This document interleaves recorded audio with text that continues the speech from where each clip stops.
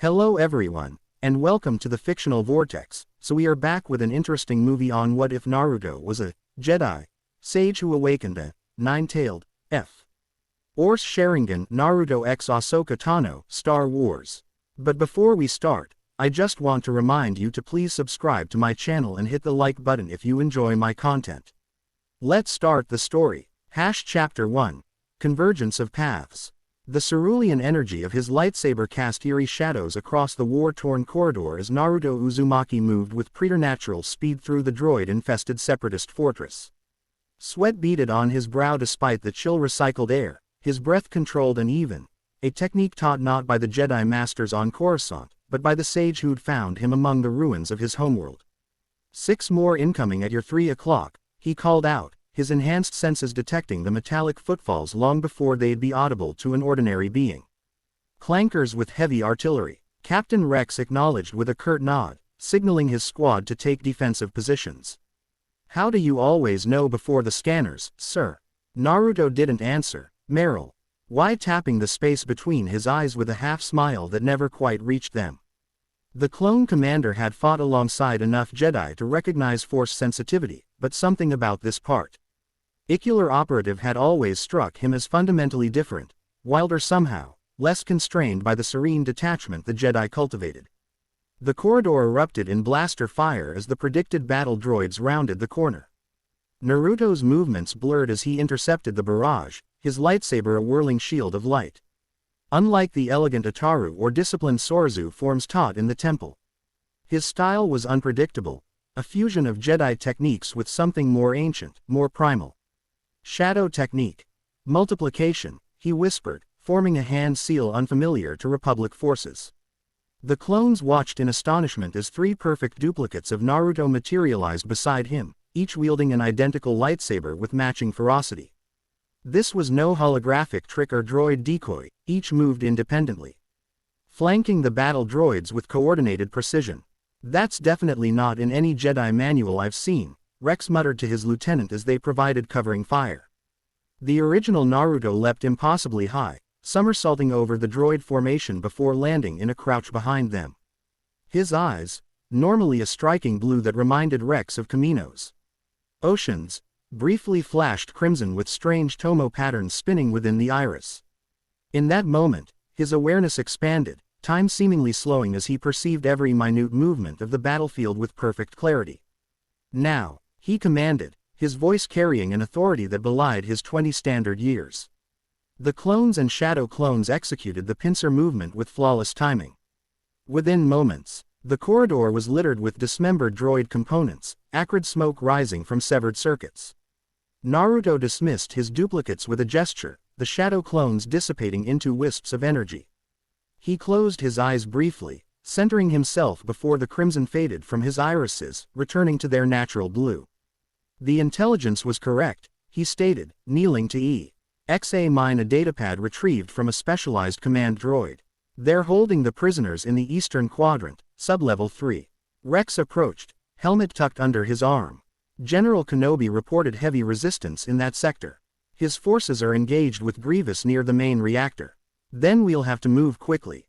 Naruto's fingers danced across the datapad, extracting security protocols with practiced ease. This fortress was built over ancient ruins.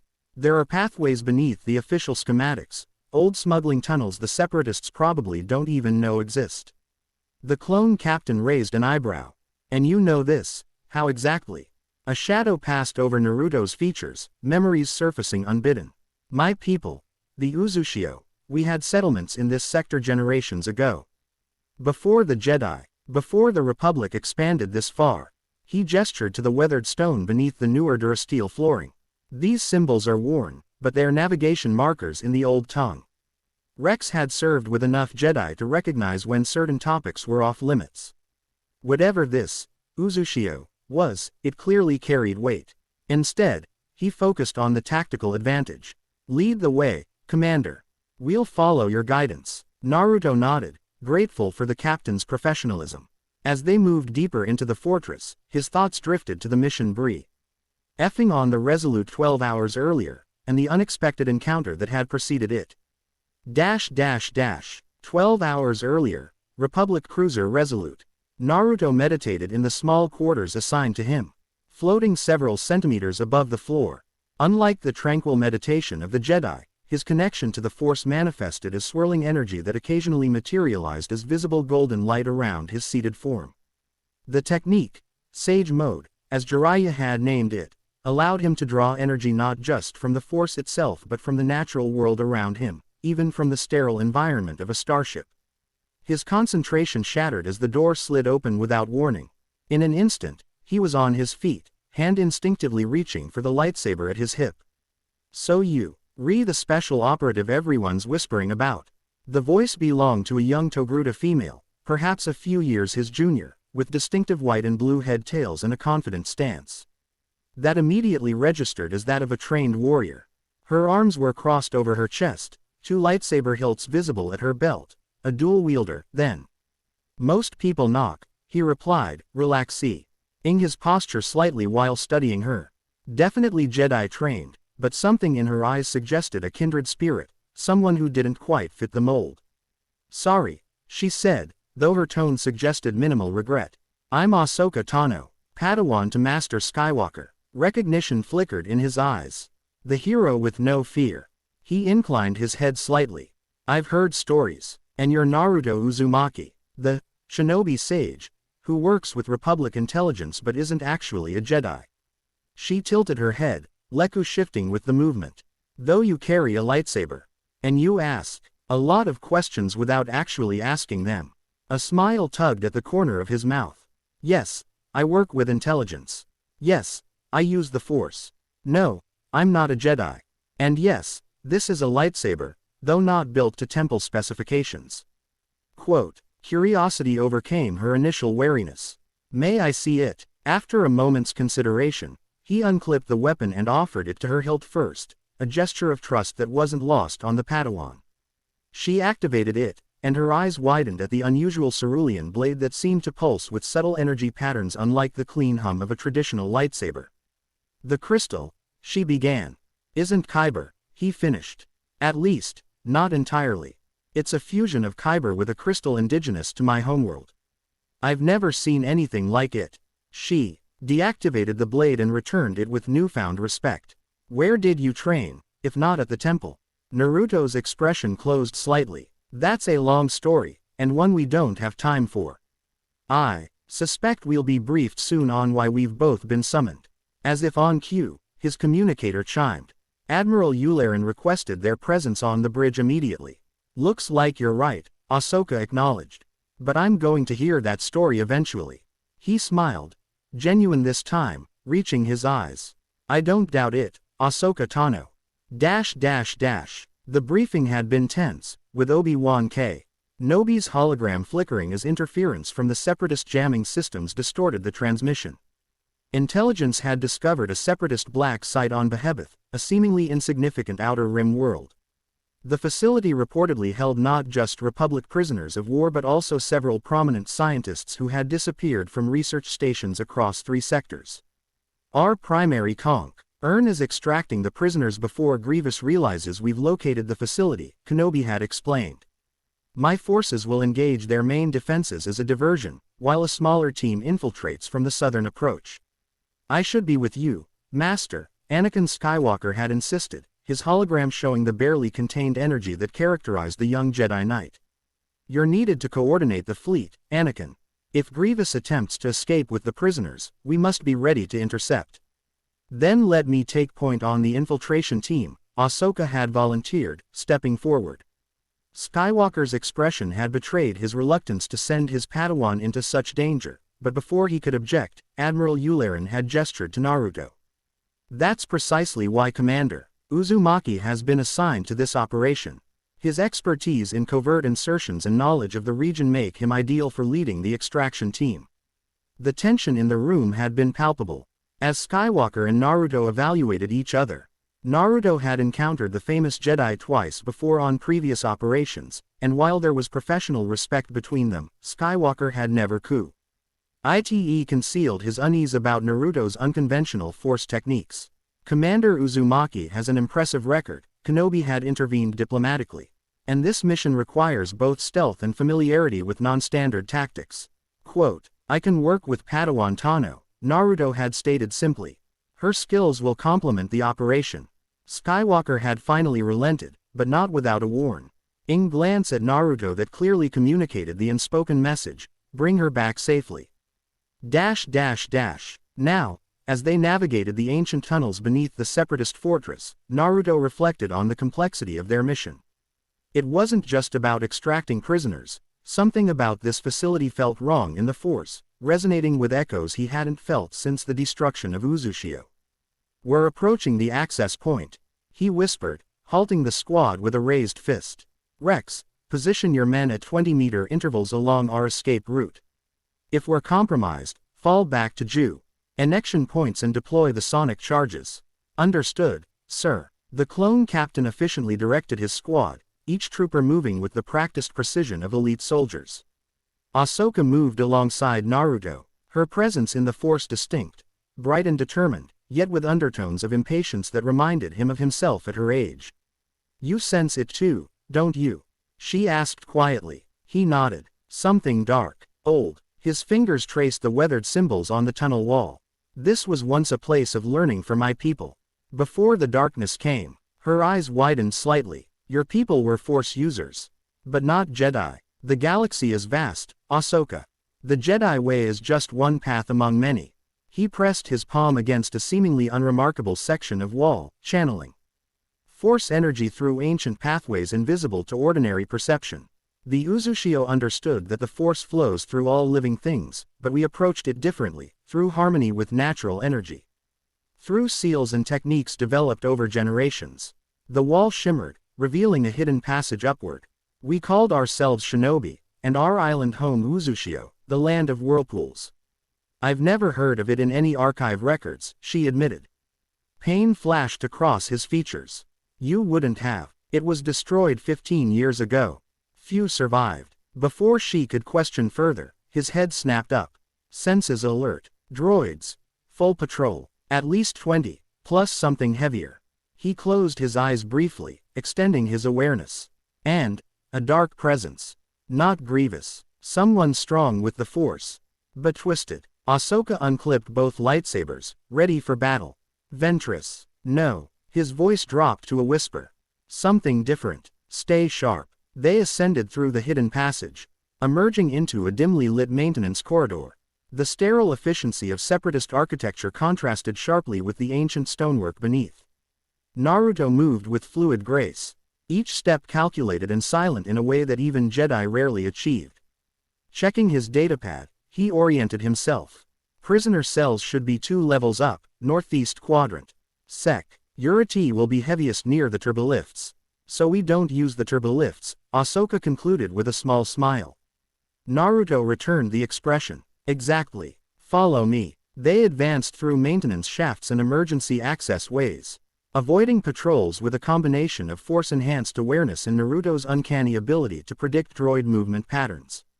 When confrontation proved unavoidable, they struck with coordinated precision, Ahsoka's dual lightsabers creating an impenetrable defense while Naruto's shadow clones executed flanking attacks. After dispatching a particularly stubborn squad of commando droids, Ahsoka paused to catch her breath. Your fighting style, it's unlike anything I've seen before. Shinobi combat techniques combined with Force enhancement, he explained, scanning ahead for further threats. Less elegant than Jedi forms, perhaps, but more adaptive. Seems pretty effective to me. There was genuine admiration in her voice. Those shadow duplicates. That's not a Force illusion, is it? Shadow clone technique. Each contains a portion of my consciousness and Force energy. Useful for reconnaissance, combat, even accelerated learning. Her brow furrowed. Accelerated learning. Whatever a clone experiences, I retain when it dissipates. His eyes gleamed with subtle humor. Imagine reading 5 different texts simultaneously. That would have made temple studies a lot easier. She laughed softly. Their moment of camaraderie was interrupted by the unmistakable sound of blaster fire erupting several corridors away, followed by the distinctive hum of lightsabers. Kenobi's diversion has begun, Naruto concluded. We need to move, now. They reached the prison level as alarms blared throughout the facility. Emergency lockdown protocols had activated. But Naruto interfaced with the security systems using slicing techniques that seemed to blend technology with force manipulation. There, he indicated as the schematic appeared on his datapad. Section C7. 12 life forms registering. Matches our intelligence on the missing scientists plus 3 Republic officers. Security. Ahsoka asked, already evaluating tactical approaches. 2 guard stations, automated turrets, and, he frowned, focusing on an anomalous reading. Something else. A containment field with biological signatures that don't match any known species. Separatist experiments. Possibly. His expression darkened. Or something much older. The dark presence I sensed is concentrated near that containment area. The decision crystallized immediately in both their minds. Prisoners first, they said in unison, sharing a brief smile at the synchronicity. Moving with renewed urgency, they navigated through increasingly hostile territory. Twice they were forced into direct confrontation with security droids, and twice they prevailed, though not without cost. A glancing blaster bolt scorched Naruto's left shoulder, while Ahsoka sustained a minor laceration when an exploding droid sent shrapnel flying. At the final security checkpoint before the prison cells, they encountered their first organic opposition, a Trandoshan mercenary squad. Heavily armed and clearly expecting trouble. I count 8, Ahsoka whispered from their position in the ventilation shaft above. Heavy weapons, personal shields. Naruto closed his eyes, entering a partial sage mode that enhanced his perception without the full visible manifestation that might give away their position. 9, he corrected. Sniper positioned at the far catwalk. We'll need a diversion. Without waiting for her response, he formed a sequence of hand seals. Shadow clone technique, he murmured. 2 duplicates materialized beside them in the cramped space, each nodding on CE before slipping away through different access points. Moments later, a massive explosion rocked the far end of the corridor as one clone detonated several thermal detonators scavenged from earlier encounters. As the Trandoshans reacted to the apparent attack, the second clone emerged from a different direction, engaging them with spectacular but ultimately sacrificial attacks. The confusion created the opening Naruto had anticipated. Now, he signaled, and they dropped from the ventilation shaft in perfect coordination. Ahsoka unleashed a powerful force push that sent 3 mercenaries crashing into the wall while Naruto engaged the nearest opponents with lightsaber and kunai, ancient throwing blades that he guided with force precision. The battle was brief but intense, ending with even unconscious Trandoshans and one who fled, only to encounter Captain Rex's squad at a junction point. Clear, Rex reported over the comm.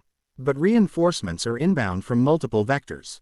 Hold position and prepare for extraction, Naruto instructed before turning to the prison cell controls. The security system proved more complex than anticipated, with redundant encryption that resisted standard slicing techniques. Naruto's eyes narrowed in concentration before suddenly flashing crimson, the tomo patterns in his irises spinning rapidly as his perception expanded to track the MP Lex energy pathways within the mechanism. Sharingan, Ahsoka whispered, having glimpsed this phenomenon briefly during previous engagements. Another shinobi technique, a rare gift among my people, he replied tersely. Fingers moving with preternatural speed across the control panel.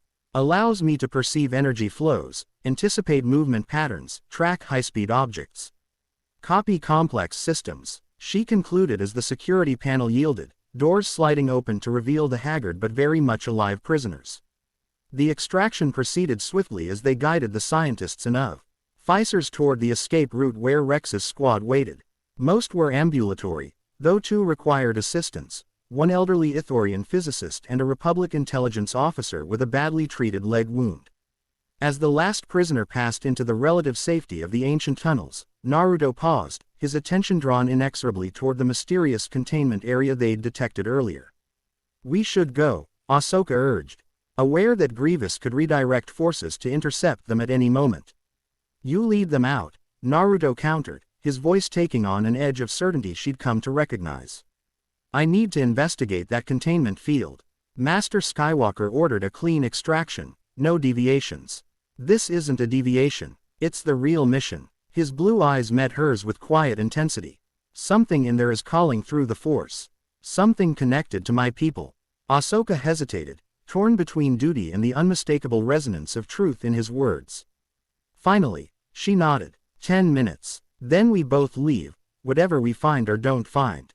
Agreed. They moved swiftly through the increasingly chaotic facility, alarms blaring as Kenobi's forces pushed deeper into the main complex. The path to the containment area was surprisingly unguarded, a fact that heightened Naruto's suspicion rather than alleviating it. The laboratory they entered bore little resemblance to standard separatist design. Ancient artifacts lined specialized containment units, each emanating subtle Force signatures that created a discordant symphony to Force-sensitive perception.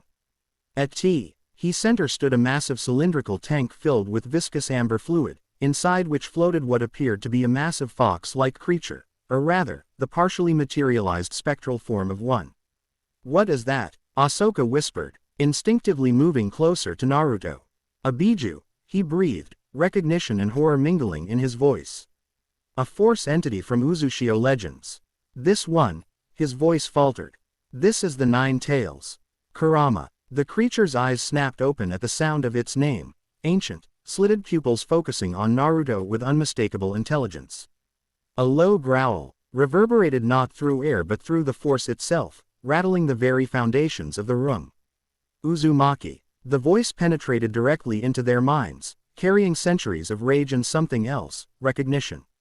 Naruto approached the containment field, drawn by an instinct beyond conscious thought. "They've bound you," he observed, studying the complex array of technology and arcane symbols surrounding the tank. Ancient shinobi seals combined with separatist containment technology. "The masked one brought me here. Trapped me. Uses my energy to fuel his experiments." Eak. Mental word radiated malevolence and pain. "Just as your ancestors did." "My ancestors respected the Biju as forces of nature, not tools," Naruto countered, though uncertainty colored his claim. "The histories were fragmented, much lost with Uzushio's destruction." A harsh laugh echoed in their minds. "Such convenient beliefs you've constructed, young Uzumaki. Your clan specialized in binding my kind. The seals that hold me now bear your family's signature." Ahsoka moved to a nearby console, reviewing data with growing concern. "Naruto, these readings, they're siphoning massive amounts of energy from this entity. Channeling it into weapons systems." "The masked one," Naruto pressed, addressing the Nine Tails directly. "Who is he?" Before the entity could respond, the laboratory doors slid open. A figure stood silhouetted against the corridor lights, humanoid, wearing distinctive armor unlike standard separatist design. Most notably, an orange spiral mask covered his face, with a single eye hole revealing a crimson Sharingan identical to what occasionally manifested in Naruto's eyes. "You weren't supposed to be here yet, Naruto," the masked figure stated, his voice modulated yet somehow familiar. "Our reunion was planned for a more auspicious moment." Naruto's lightsaber ignited instantaneously, its cerulean glow reflecting off the containment tank. "You know me better than you know yourself." The figure stepped forward, seemingly unconcerned by the weapons trained upon him. "The last son of Uzushio, bearer of the Sharingan legacy and the Nine Tails connection." Ahsoka moved to a flanking position, both lightsabers humming with deadly intent. "Identify yourself." The masked man tilted his head, regarding her with casual dismissal. "A Jedi Padawan. How predictable that you would find such company, Naruto." He returned his attention to the young shinobi. "You may call me Tobi. I am the last of the Uchiha, as you are the last of the Uzumaki." Uchiha. The name resonated with fragments of memory, stories told by Jiraiya during his training. "The Sharingan clan. Very good." Toba's single visible eye curved in what might have been a smile beneath the mask.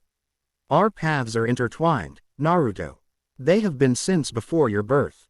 The laboratory suddenly shuddered as distant explosions rocked the facility.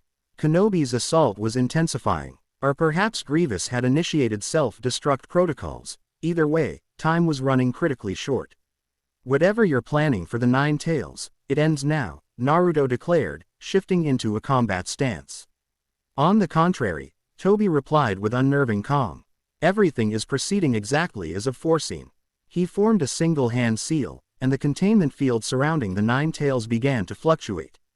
Naruto recognized the technique. a complex unsealing method that would release the Biju's full power. In the confined space of the facility, such an unleashing would be catastrophic. "Ahsoka, go," he shouted, launching himself toward Toby with force-enhanced speed.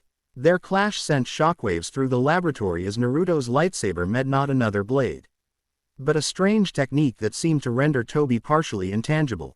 Each strike passed through the masked figure as though attacking a hologram, yet when Toby countered, his blows carried very real physical force. "Your Jedi training has made you soft," Toby taunted, evading another strike. The Uzumaki were warriors without equal, feared across the galaxy for their sealing techniques and vitality. What would they think of their last son playing soldier for the Republic?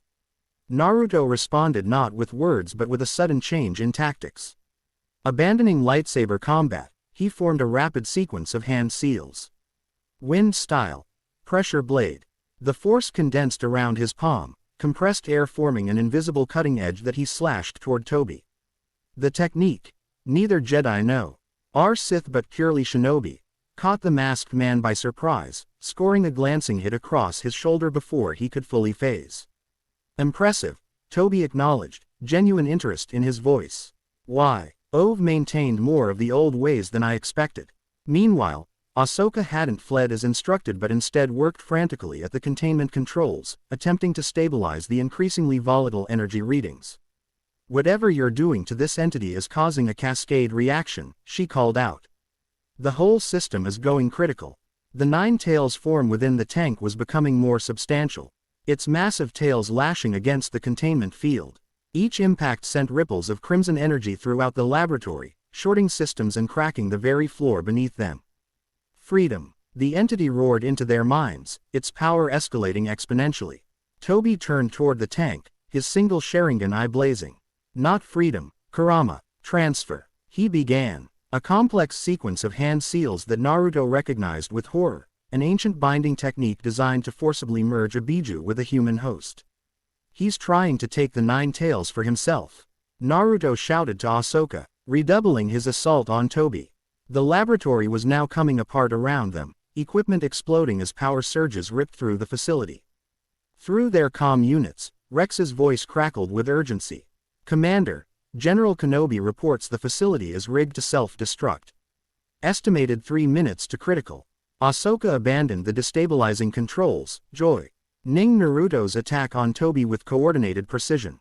Together, they forced the masked man into a defensive posture, interrupting his sealing technique. "You cannot stop what has been set in motion," Toby insisted, suddenly leaping backward toward the containment tank. "The 9 tails will be bound once more, if not to me, then to you, Naruto Uzumaki. Such is your birthright and your curse." With a final hand seal, Toby slammed his palm against the containment field. The tank shattered explosively, amber fluid and crackling energy flooding the laboratory. The semi-corporeal form of the Nin-E tails hung suspended for a moment before its essence surged toward Naruto like a tidal wave of malevolent crimson power. "Naruto!" Ahsoka cried out, attempting to interpose herself between him and the entity. "Stay back," he commanded, pushing her away with a force pulse that sent her sliding toward the exit. His eyes shifted fully to their Sharingan state, Tomo spinning rapidly as he faced the approaching entity.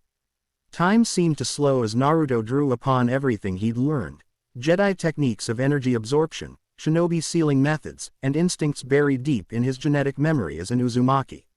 He formed a rapid sequence of hand seals, his body beginning to glow with golden energy as he entered complete sage mode. The 9 tails essence struck him with the force of a supernova. Crimson meeting gold in a catastrophic collision of opposed energies. Naruto's body absorbed the impact, back-arching as unimaginable power coursed through every cell. Ancient symbols appeared on his skin, glowing through his torn garments, a seal forming spontaneously as his Uzumaki heritage activated in response to the Biju's presence. Toby watched with evident satisfaction. "Yes, just as planned. The vessel accepts its contents."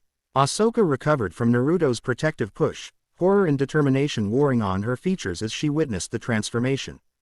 Ignoring the imminent destruction of the facility, she charged at Toby, lightsabers weaving a deadly pattern that forced him to divert attention from Naruto's struggle. "Whatever you've done to him, undo it now," she demanded, her attacks growing more aggressive with each passing second. I've simply reunited two halves of an ancient legacy, Toby replied, his intangibility technique allowing him to avoid the worst of her assault. The Uzumaki were always meant to contain the Nine Tails. It is their burden and their strength. A massive explosion somewhere above sent chunks of ceiling crashing down around them. The facility's destruction was accelerating, leaving precious little time for escape. Naruto fell to his knees, body trembling as crimson and golden energies warred within and around him. His Conscio, USNESS grappled with the ancient entity attempting to overwhelm his identity, even as his Sharingan eyes provided unexpected leverage in the spiritual battle. You cannot contain me, whelp, the Nine Tails snarled within his mindscape. I am Kurama, eldest of the Biju, a force of nature incarnate. I don't seek to contain you, Naruto responded, constructing a mental framework unlike the traditional prison his ancestors might have created. But neither will I let you consume me. Externally, his body began to emit waves of unprecedented force energy, neither light nor dark but primordial, raw, and untamed. The laboratory instruments that hadn't yet been destroyed registered power levels that overwhelmed their capacity to measure. Ahsoka disengaged from her increasingly futile attack on Toby, rushing to Naruto's side as his transformation intensified. His skin had developed a golden luminescence, with crimson energy forming a fox-like shroud around his body. Most TLING were his eyes. The Sharingan pattern had evolved, the three tomo merging into a more complex design that pulsed with internal light. We have to go now, she urged, attempting to help him stand. To her shock, he rose with sudden fluidity, the chaotic energies seemingly stabilizing into a new equilibrium.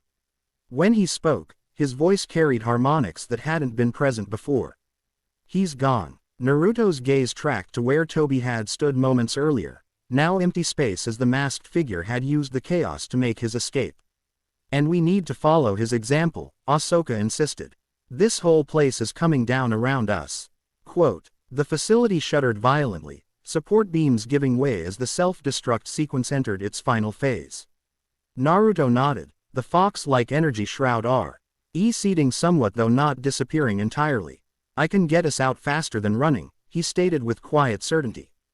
Before she could question his meaning, Naruto placed a hand on her shoulder. The world blurred around them as he executed a technique that felt like neither conventional force speed nor any transportation method Ahsoka had previously experienced. Colors stretched and compressed, her stomach lurching as space itself seemed to bend around them. They materialized at the entrance to the ancient tunnels where Rex and his men waited with the rescued prisoners, all staring in shock at their sudden appearance in Naruto's transformed state. Commander, Rex questioned uncertainly, blaster half raised. It's still me, Captain, Naruto assured him, though the residual energy. Why shroud and altered eyes did little to alleviate the clone's concern. We need to move, Ahsoka interjected, taking command of the situation. The facility will detonate any second.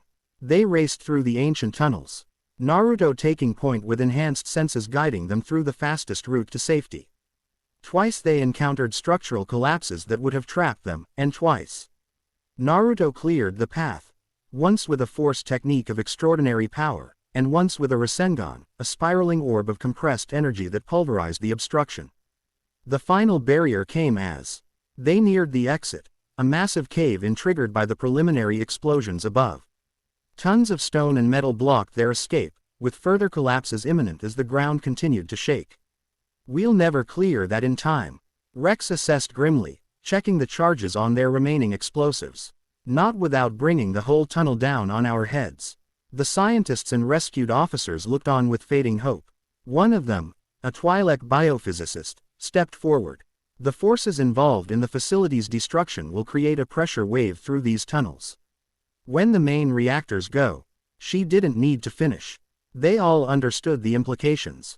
Naruto moved to the front of the group, studying the blockage with his evolved eyes. The Sharingan perceived not just physical matter but energy flows, structural weaknesses, and potential outcomes with extraordinary clarity. I can clear it, he stated, the certainty in his voice brooking no argument. How? Ahsoka asked, though something in her expression suggested she already anticipated his answer.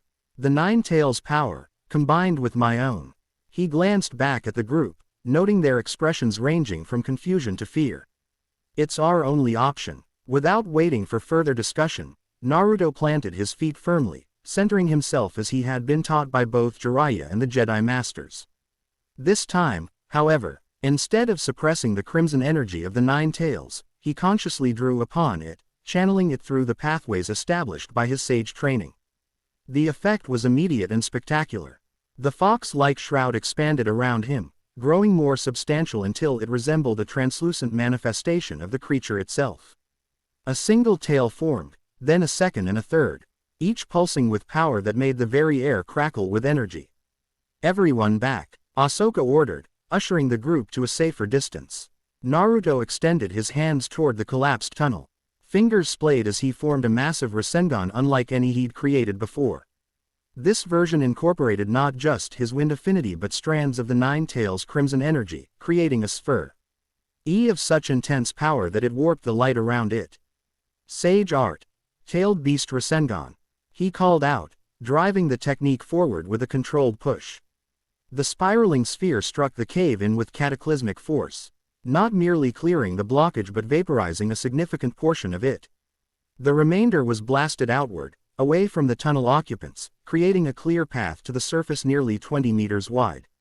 Naruto staggered slightly as the technique dissipated, the energy shroud receding to a subtle aura. Ahsoka was at his side immediately, supporting him as they led the evacuation toward daylight.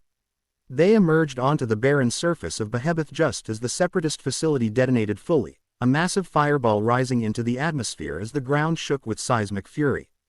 In the distance, Republic gunships approached, Kenobi's forces having successfully completed their part of the mission. Perfect timing, Rex commented, organizing the rescued prisoners for evacuation.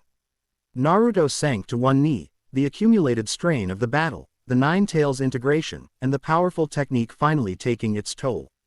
The crimson energy had receded entirely, though his eyes still maintained their evolved Sharingan pattern. Ahsoka knelt beside him, concern evident. What happened back there? What did that masked man do to you? He met her gaze directly, the Tomo patterns in his eyes slowly rotating. He didn't do anything that wasn't already my destiny. The Nine Tails, Kurama, was bound to my bloodline generations ago. The Uzumaki clan were its guardians and its jailers. And now, a complex expression crossed his features, part resolution, part uncertainty. Now we're something else, neither jailer nor prisoner. The seal that formed, when we merged, is different from the traditional bindings. It's more of a partnership. Reluctant on both sides, but necessary. The gunships landed nearby, Republic forces securing the perimeter. Medical teams rushed to attend the rescued prisoners. Obi-Wan Kenobi himself approached their position, his expression shifting from relief to concern as he perceived the changes in Naruto. I sense a significant disturbance in the force surrounding you, Commander Uzumaki, the Jedi Master observed carefully. That's one way of putting it, Master Kenobi. Despite his exhaustion, Naruto managed a wry smile. The mission revealed complications. So I see. Kenobi's gaze was evaluative but not judgmental. General Skywalker will be most interested in your report. Ahsoka helped Naruto to his feet. The prisoners are secured, Master Kenobi. All targets recovered safely. Well done, both of you. Kenobi stroked his beard thoughtfully. Though I suspect there's much more to this story than a simple extraction. You have no idea, Naruto murmured, his thoughts turning inward to where the Nine Tails consciousness now resided within his own, a presence both ancient and powerful, watching and waiting with the patience of a primordial entity. As they boarded the gunship for extraction, Naruto caught Ahsoka studying him with an intensity that went beyond professional concern. The connection that had formed between them during the mission transcended ordinary battlefield camaraderie, a recognition of kindred spirits navigating paths outside conventional boundaries. Your eyes, she noted quietly as the gunship lifted off. They're different now, he nodded. Sharingan evolution. My people called this form the Mangekyo, though the specific pattern is unique to each individual. Will you be able to control whatever this is? Her question carried no fear, only practical concern. Naruto gazed out at the horizon, where the setting sun cast long shadows across Behebeth's scarred landscape. I'll have to, because Toby, whoever he really is, will return. This was just the opening move in a much larger game. The Nine Tails stirred within his consciousness, its ancient Chi voice rumbling with reluctant acknowledgement. The Uchiha always coveted my power. This one more than most. He will not stop until he possesses what you now carry. Then we'll be ready, Naruto replied. Both to the entity within and to Ahsoka beside him. As the gunship ascended toward the Republic cruiser in orbit, Naruto reflected on the irony of his situation. He had come to Behemoth seeking to rescue prisoners, only to forge an unlikely bond with the most powerful prisoner of all. Whatever path lay ahead would be neither Jedi nor shinobi, but something entirely new, a convergence of traditions as ancient as the Force itself. Ahsoka's presence beside him offered an unexpected anchor in the storm of transformation, a reminder that even in the midst of cosmic forces and ancient conflicts, connections between individuals remained a source of strength. Whatever destiny awaited the last Uzumaki, he would not face it alone.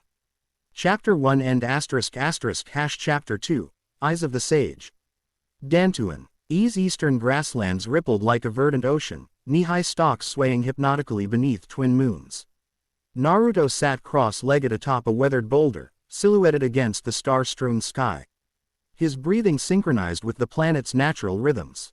3 weeks had passed since the encounter with Toby and the Nine Tails on Behemoth, 3 weeks of adjustment, meditation, and increasing frequent visits to the ship's medical bay as his body adapted to its new symbiotic partnership. The Jedi Council had ordered this recuperation assignment on the agricultural world, ostensibly a simple task monitoring suspected separatist activity near abandoned Republic facilities. In reality, Naruto recognized the mission for what it was, an opportunity for the Council to assess his stability from a safe distance. Still awake, Ahsoka's voice drifted up from below, her silhouette emerging from tall grass with characteristic grace. It's nearly dawn. Even Jedi need sleep occasionally. Good thing I'm not a Jedi, then.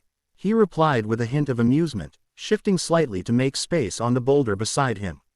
She climbed up with fluid ease, settling into a position that mirrored his. Another restless night. The Nine Tails is nocturnal by preference. Her raised eyebrow markings conveyed skepticism. You talk about it like it's a roommate with inconvenient habits. More like an unwilling passenger who constantly criticizes my driving. His lips quirked in a half-smile before his expression sobered. The ancient texts call this arrangement Jinchuriki, power of human sacrifice. Historically, my clan served as vessels for the Nine Tails, containing its power through specialized sealing techniques. Moonlight illuminated her thoughtful frown. Yet you keep saying this is different. It is. Naruto rolled up his sleeve, revealing intricate patterns that occasionally pulsed with subtle energy. Traditional seals were prisons, cages designed to contain the Biju completely. This is more permeable. We're separate entities sharing the same space. Sounds complicated. Incredibly. He gazed across the grasslands, where pre-dawn light had begun to illuminate distant mountains. Master Yoda visited me in the medical bay yesterday. He said something interesting about symbiotic relationships occurring throughout nature. Master Yoda visited personally. Surprise colored her voice. What else did he say? That the Force works in mysterious ways, and that Behemoth was perhaps the will of the Force. Naruto chuckled softly. Typical cryptic Yoda wisdom. Ahsoka hugged her knees to her chest, suddenly looking younger than her years. My master is worried about you. The council debates your situation daily. And what do they say about you? He asked perceptively. About your involvement. She hesitated, confirming his suspicion that her assignment as his partner on this mission wasn't coincidental. They value my observations. They want you to spy on me. There was no accusation in his tone, merely statement of fact. I wouldn't call it spying. Her defensive posture relaxed slightly. Monitoring, maybe. You have to admit, you're hosting an ancient Force entity with unknown capabilities. That makes people nervous. Naruto nodded, acknowledging the legitimacy of their concern. And what have your observations concluded so far, Padawan Tano? The formality made her roll her eyes. That you're annoyingly cryptic, unnecessarily nocturnal, and have terrible taste in ration bars. Her expression softened. And that whatever happened on Behemoth hasn't changed who you are fundamentally. The Nine Tails influences you, but doesn't control you. Her assessment. particularly the last part, seemed to satisfy something within him. Naruto rose to his feet, stretching muscles stiff from hours of meditation. "Since you're awake anyway," he suggested with unexpected enthusiasm, "want to see something interesting?" Curry. Ozati immediately brightened her features. Define interesting on a scale from mildly diverting to potentially catastrophic. Somewhere in the unprecedented force technique your masters might disapprove of range. Naturally, she stood, brushing grass from her leggings. "Lead the way. Dash dash dash." They traversed the grasslands until reaching a small lake nestled in a natural hollow. Morning mist clung to the water's surface, creating an ethereal atmosphere as sunlight began to penetrate the dissipating darkness. Birds native to Dantoin had begun their dawn chorus, filling the air with melodic trills. "Perfect conditions," Naruto murmured, more to himself than to Ahsoka. "For what exactly?" "Sage mode." He turned to face her directly. "You've seen glimpses of it during combat, never the full technique or the process behind it." Her eyes widened with undisguised interest. "The golden energy manifestation. The council has questions about that too." "I imagine they do." Naruto seated himself at the lake's edge, gesturing for her to join him. "The Jedi approach the Force as something to be channeled through themselves. They are conduits, directing its flow through discipline and training." Ahsoka nodded. "The Force flows through us, not from us." Basic teaching. The shinobi of Uzushio developed a different understanding. He traced patterns in the soil between them. "We recognize that natural energy exists in all things: the air, water, earth, living beings. Sage training involves drawing that energy inward, blending it with one's own force presence to create something greater than either component alone." "Sounds dangerous," she observed. "Potentially unbalancing." "Extremely. Without proper training, the practitioner can be overwhelmed, turned to stone as nature reclaims them." His expression grew distant. "I've seen the statues of those who failed." This sobering revelation hung between them momentarily before Naruto continued. "Master Jiraiya taught me the technique after discovering my affinity for it. He was one of the few remaining sage practitioners after Uzushio's fall." Fond remembrance softened his features. "He called me the most natural talent he'd encountered in generations." "Where is he now?" Ahsoka asked. A shadow crossed Naruto's face. "Unknown. He maintains an extensive intelligence network across the Outer Rim. We haven't had direct contact in nearly 2 years, though his messages occasionally reach me through various channels." He refocused on the present moment, positioning himself in a meditation stance slightly. "Why different from Jedi forms?" Back straight but shoulders relaxed, hands forming an unfamiliar seal. "Watch carefully," he instructed. "Even without the ability to perform sage mode yourself, understand. The principle may provide insights into alternative force applications." As Naruto closed his eyes, Ahsoka extended her force awareness, observing the energy patterns around them with heightened perception. Initially, nothing seemed unusual, just the standard ebb and flow of a force sensitive in meditation. Then something shifted. Rather than drawing upon his internal reserves, Naruto appeared to be creating a kind of vacuum within his force presence. Natural energy from their surroundings, from the lake, the grass, the very air itself, began flowing toward him in delicate streams invisible to ordinary sight but clear to force perception. "That's impossible," she whispered, fascination overriding her skepticism. The streams accelerated, coalescing around Naruto's form before being absorbed through what appeared to be specialized pathways in his force signature. His physical appearance began to change subtly, his skin taking on a golden luminescence, the whisker-like markings on his cheeks becoming more pronounced. Most striking was the transformation around his eyes. Orange pigmentation appeared on his eyelids and extended outward, while his eyes themselves, when he finally opened them, had changed from their usual blue to a yellow gold with rectangular, toad-like pupils. "This is complete sage mode," he explained, his voice carrying harmonic undertones that hadn't been present before. "The balanced integration of natural energy with personal force presence." Ahsoka circled him slowly, studying the phenomenon with unconcealed wonder. "Your force signature, it's massive. And different. Neither light nor dark, but something else entirely. Nature itself is neutral, containing both creation and destruction, life and death. He raised a hand, and the water from the lake rose in a perfect sphere. Suspended in the air with effortless control. Sage Mode enhances physical attributes, sensory perception, and force techniques beyond normal limitations. To demonstrate, he closed his eyes and pointed precisely to a small herd of herbivores grazing beyond a distant ridge, completely invisible from their position. 6 horned grazers, 2 younglings, approximately 3 kilometers northeast. One has a slight limp in its right foreleg. That's well beyond standard force perception range, Ahsoka noted, impressed despite her Jedi training toward skepticism of unorthodox techniques. The enhancement isn't limited to perception. Naruto stood, maintaining the sage state with practiced ease. Physical capabilities increase proportionally. Without warning, he leapt. Not a force-assisted jump as Jedi might perform, but something altogether different. His body vanished in a blur of movement, reappearing atop a rock formation nearly half a kilometer distant.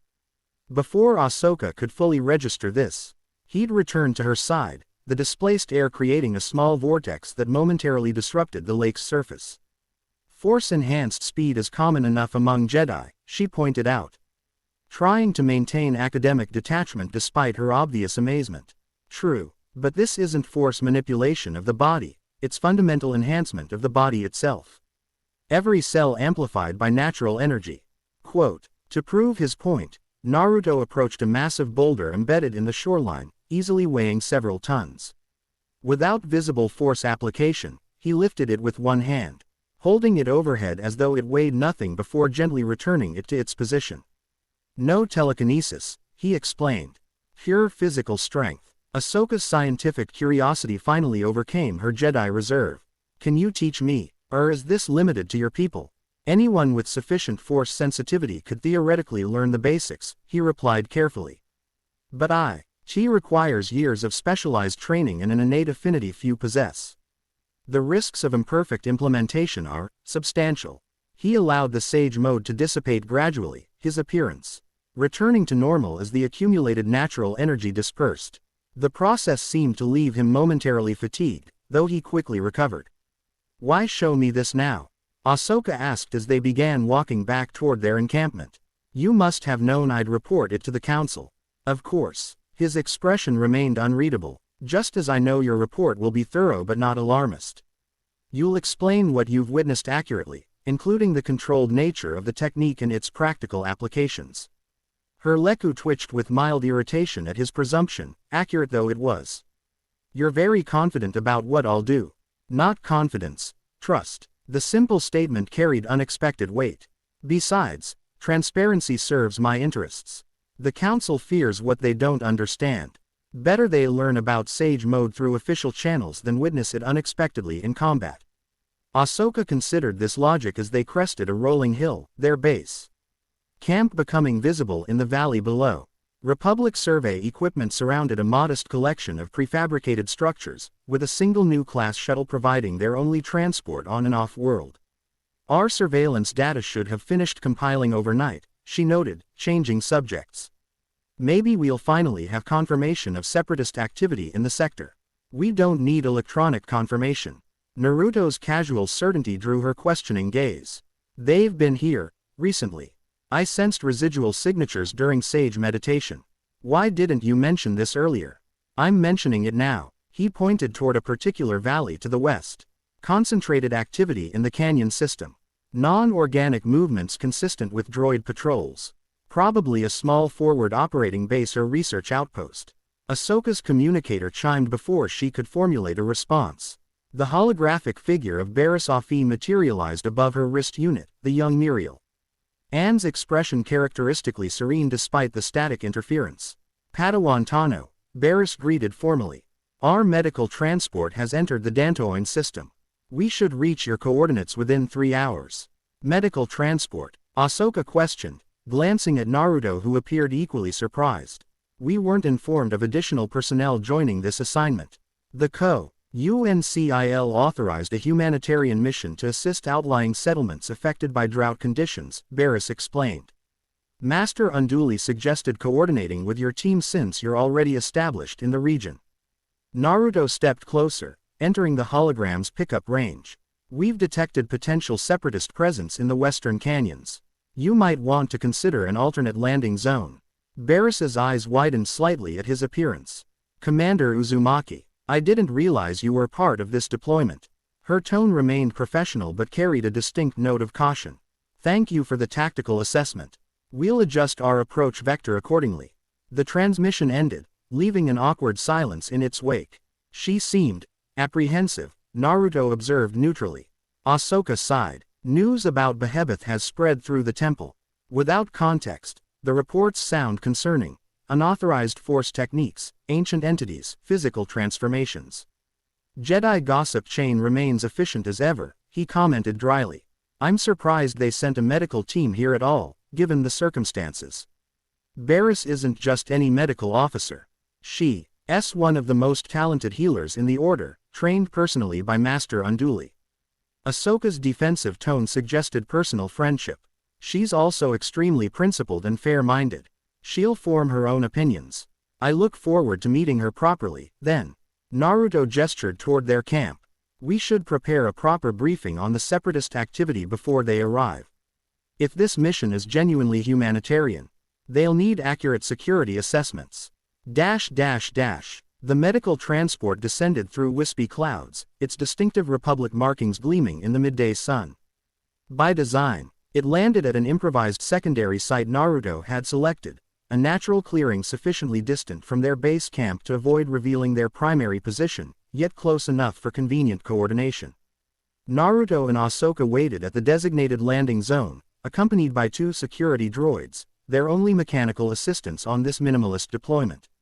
As the transport's ramp descended, a slender Mirielon emerged, her olive complexion accentuated by geometric tattoos across the bridge of her nose and chin, symbols of achievement within her culture. Traditional Jedi robes had been supplemented with medical insignia and practical modifications for field surgery. Barris, Ahsoka greeted warmly, stepping forward to embrace her friend. Ahsoka, the Mirielon returned the embrace with more reserve, though genuine affection showed in her eyes. It's good to see you outside the battlefield context. This is Naruto Uzumaki, Ahsoka introduced, gesturing toward him. Special Operations Consultant to Republic Intelligence and, she hesitated fractionally, expert on unconventional force applications. Barris studied him with quiet intensity, her force sense carefully modulated, revealing nothing while clearly assessing everything. Your reputation precedes you, Commander Uzumaki. Please, just Naruto. He inclined his head respectfully. Most of what you've heard is probably exaggerated. Some of it might even be true. A ghost of a smile touched her lips. Diplomatic ambiguity, a rare quality among those who work with Jedi. Barris is being modest about their mission. Ahsoka interjected. The transport carries enough medical supplies to support several outlying communities for months, plus drought-resistant seedlings developed at the agricultural core. Our assignment is purely humanitarian, Barris confirmed as her medical team, consisting of 2 Jedi healers and several specialized droids, began unloading equipment. However, Master Unduli authorized defensive measures given your intelligence regarding separatist presence. Speaking of which, Naruto activated a portable holoterminal, displaying topographical renderings of the region. We've confirmed a separatist outpost here, in the Western Canyon system. Small installation, minimal combat units, primarily research droids and standard security. Barris studied the display with professional interest. Research facility. That's unexpected for this sector. Dantooine has strategic value beyond its agricultural output, Naruto explained. The planet's unusual, electromagnetic field creates communications dead zones, perfect for clandestine operations. Plus, there's historical significance. The old Jedi enclave, Ahsoka nodded. Abandoned for centuries, but still containing potentially valuable artifacts. Our thermal scans show activity concentrated near these ancient ruins. Naruto highlighted a specific region. Not the Jedi enclave itself, but something older. Deeper in the canyon system. Barris's expression sharpened with academic curiosity. Pre-Republic ruins. That's not in any archaeological survey I've studied. Because it's not in the Jedi archives. Naruto's casual statement drew surprised looks from both women. The markings suggest a structure predating both Republic and Jedi presence on Dantooine, possibly connected to the early diaspora of Force traditions. Ahsoka crossed her arms skeptically. And you know this how, exactly? The Nine Tails recognized the architectural patterns from my preliminary drone reconnaissance. At their startled expressions, he shrugged. It's several thousand years old and has been bound to various hosts throughout history. Occasionally, that ancient perspective proves useful. An uncomfortable silence followed this revelation, broken by the practical voice of one of Barris's medical assistants requesting deployment instructions. The conversation shifted to logistics, distribution routes for medical supplies, prioritization of settlements, security protocols for transport convoys. As they finalized the operational details, Naruto noticed Barris observing him with cautious fascination whenever she thought his attention was elsewhere. Not fear or hostility, but the measured assessment of a healer confronted with an unprecedented condition, clinical interest tempered by compassion. Your medical team should avoid the northern settlements until we've confirmed their outside separatist patrol routes, he advised as they concluded the briefing. The indigenous population, and there has reportedly suffered the worst drought impact. Agreed, Barris nodded. We'll begin with the eastern communities and establish a treatment protocol before expanding operations. I'll accompany the first medical convoy. Ahsoka volunteered. We should maintain Jedi presence with each team as a precaution. And you, Commander? Barris inquired. Will you be coordinating security from base camp? Naruto shook his head. I need to investigate those ruins. If the separatists are excavating or studying ancient Force artifacts, we should know exactly what they're after. Alone? Ahsoka frowned. That's unnecessarily risky, even for a reconnaissance mission. I work most effectively solo, he countered. Especially for infiltration. Actually, Barris interjected carefully. I would be interested in accompanying you, if that's acceptable. My background includes extensive study of ancient Force artifacts and their medical implications. If these ruins contain historically significant items, my expertise might prove useful. Both Naruto and Ahsoka regarded her with surprise, though for different reasons. Are you sure, Barris? Ahsoka asked. Your medical skills can be delegated temporarily. My assistants are fully qualified to begin preliminary treatments.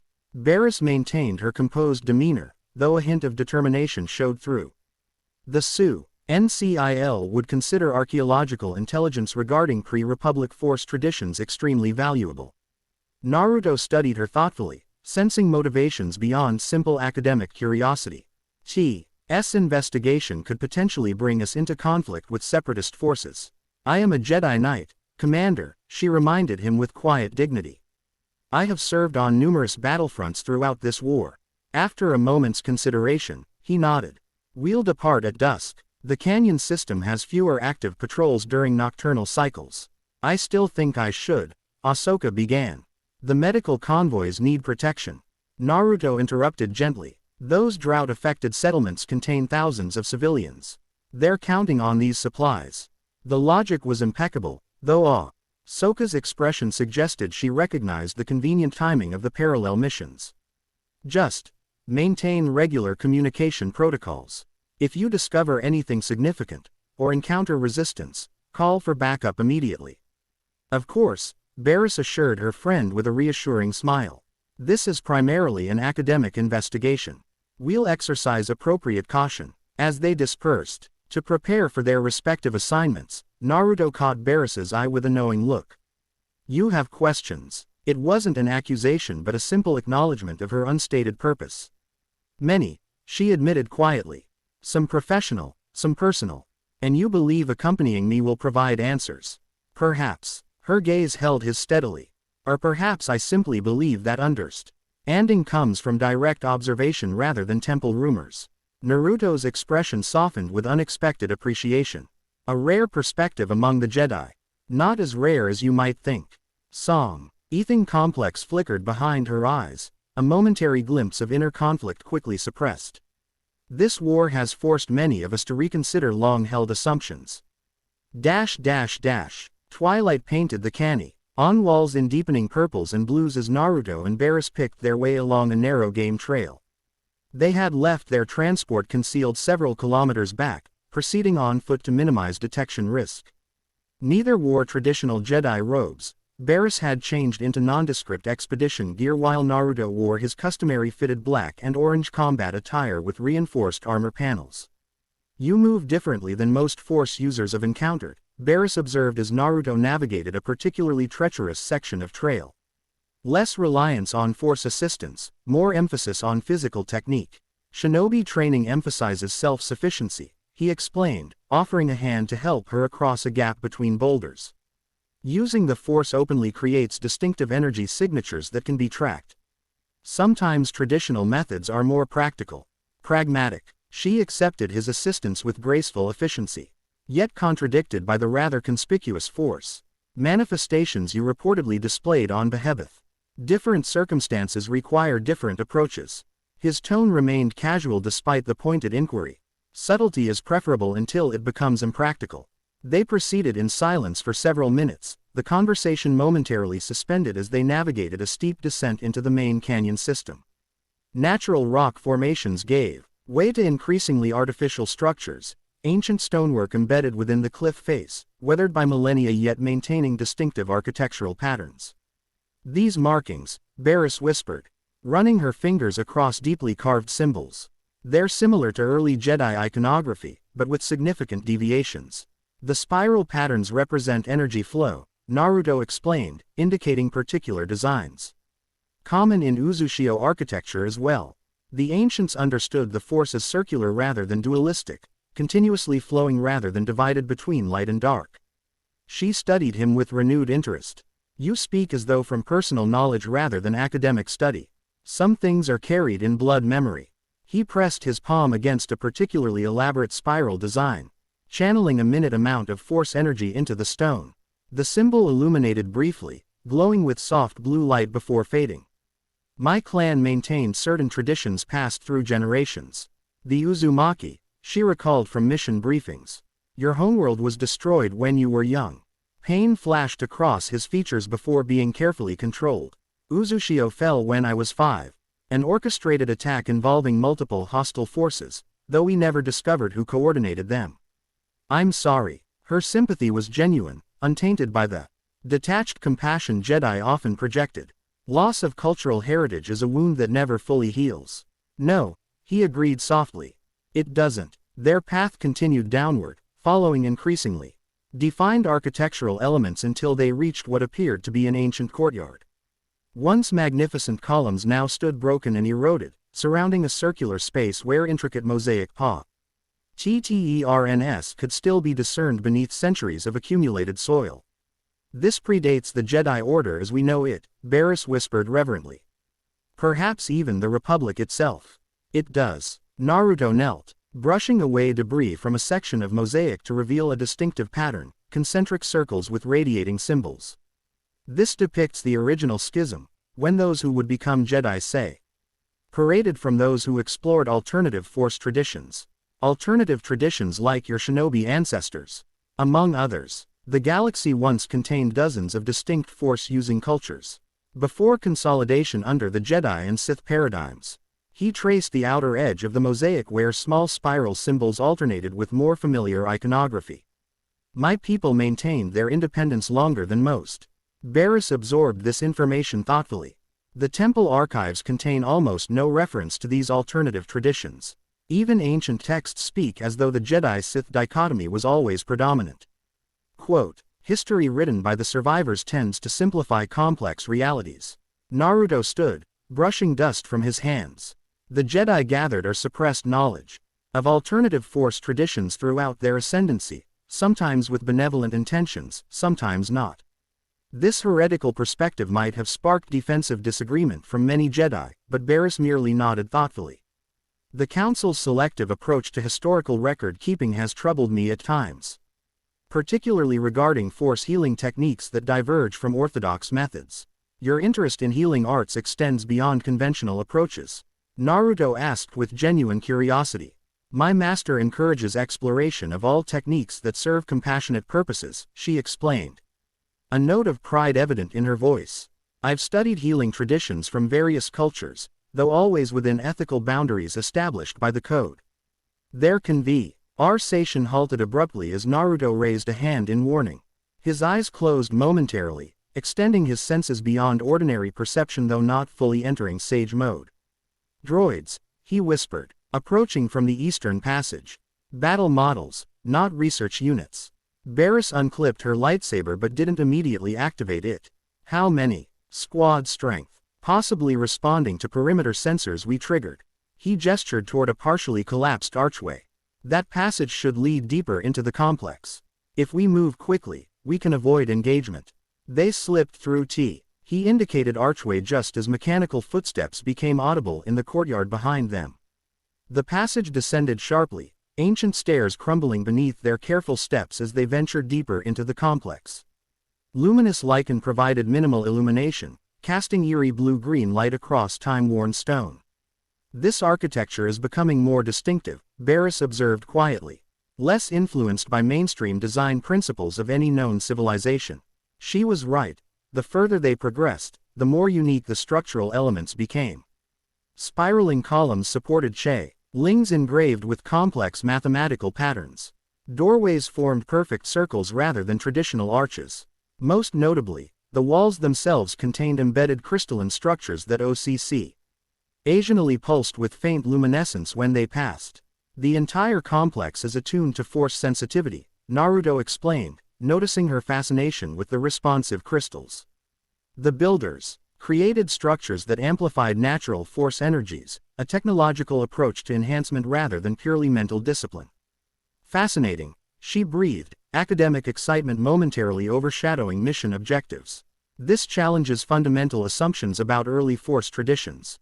Their path eventually opened into a vast underground chamber that drew astonished gasps from both explorers. Unlike the weathered ruins above, this space remained remarkably preserved, a perfect circular chamber with a domed ceiling displaying an astronomical map of unknown star systems. At the center stood a raised dais surrounded by 9 stone pillars, each carved with distinctive animal motifs. "The 9 Biju," Naruto identified, approaching the nearest pillar which depicted a raccoon-like creature. "Shukaku, the one-tail." His gaze moved around the circle, identifying each in turn: the 2-tailed cat, 3-tailed turtle, 4-tailed ape, 5-tailed dolphin horse, 6-tailed slug, 7-tailed beetle, 8-tailed octopus bull, and finally, the 9-tailed fox. Within his mindscape, Kurama stirred with recognition.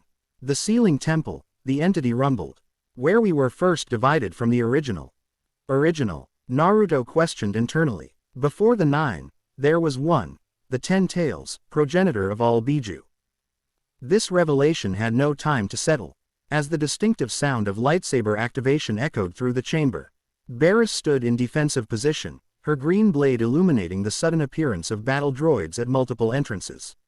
"Intruder alert confirmed," announced the lead droid in mechanical monotone.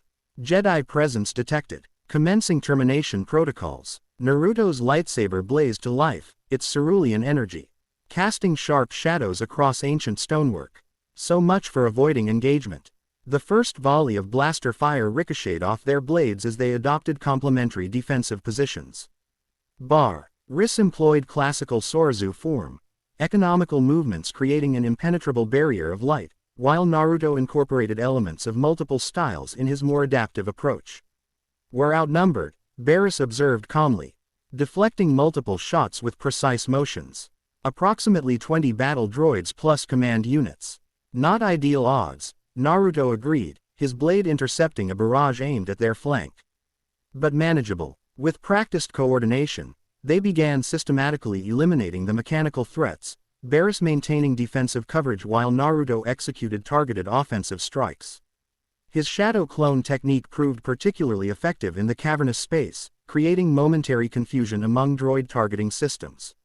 They had reduced the opposition by half when a new presence entered the chamber, a tall, slender figure in distinctive curved armor, twin lightsabers emitting crimson energy that reflected ominously off polished surfaces. "Asajj Ventress," Barriss identified, tension evident in her voice. "Jedi meddling in affairs beyond their understanding," the Dathomirian assassin observed coldly, twirling her paired lightsabers with practiced grace. "How predictably inconvenient." Naruto stepped forward, subtly positioning himself between Ventress and Barriss. "Your archaeological interest in this site suggests Count Dooku values what's buried here." "Why?" Ventress offered a predatory smile. Perceptive, though not entirely accurate, her gaze shifted to the central dais, then back to Naruto with newfound interest. We're not here for artifacts, but confirmation, which your presence conveniently provides.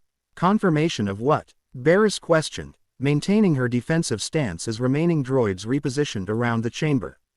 Ask your companion. Ventress's pale eyes narrowed with calculating assessment. Or perhaps the entity he contains. The casual reference to the Nine Tails sent a chill through both Republic agents. Whatever intelligence sources Dooku commanded had provided detailed information about Behemoth's aftermath. Your master's interest in Biju energy is misguided, Naruto stated flatly. These forces can't be controlled through conventional means, Sith or otherwise. Yet here you stand, containing the most powerful of the nine. Ventress began circling slowly, forcing them to adjust positioning. A fascinating contradiction. Without warning, she launched into aggressive attack, dual blades creating a crimson vortex of lethal energy. Naruto met her assault with precise counters while Barris engaged the remaining droids, preventing them from providing supporting fire. Ventress fought with fluid grace, her Jarkai style perfectly suited to creating offensive pressure from multiple angles simultaneously. Naruto found himself forced into increasingly defensive maneuvers, recognizing her strategy to separate him from Barris. Your technique is unusual, Ventress observed during a momentary blade lock. Not temple-trained. Interesting. I could say the same, he countered, breaking the lock with a force-enhanced push that sent her skidding backward. Nightsister fundamentals with Sith refinements. Dooku's personal touches are evident.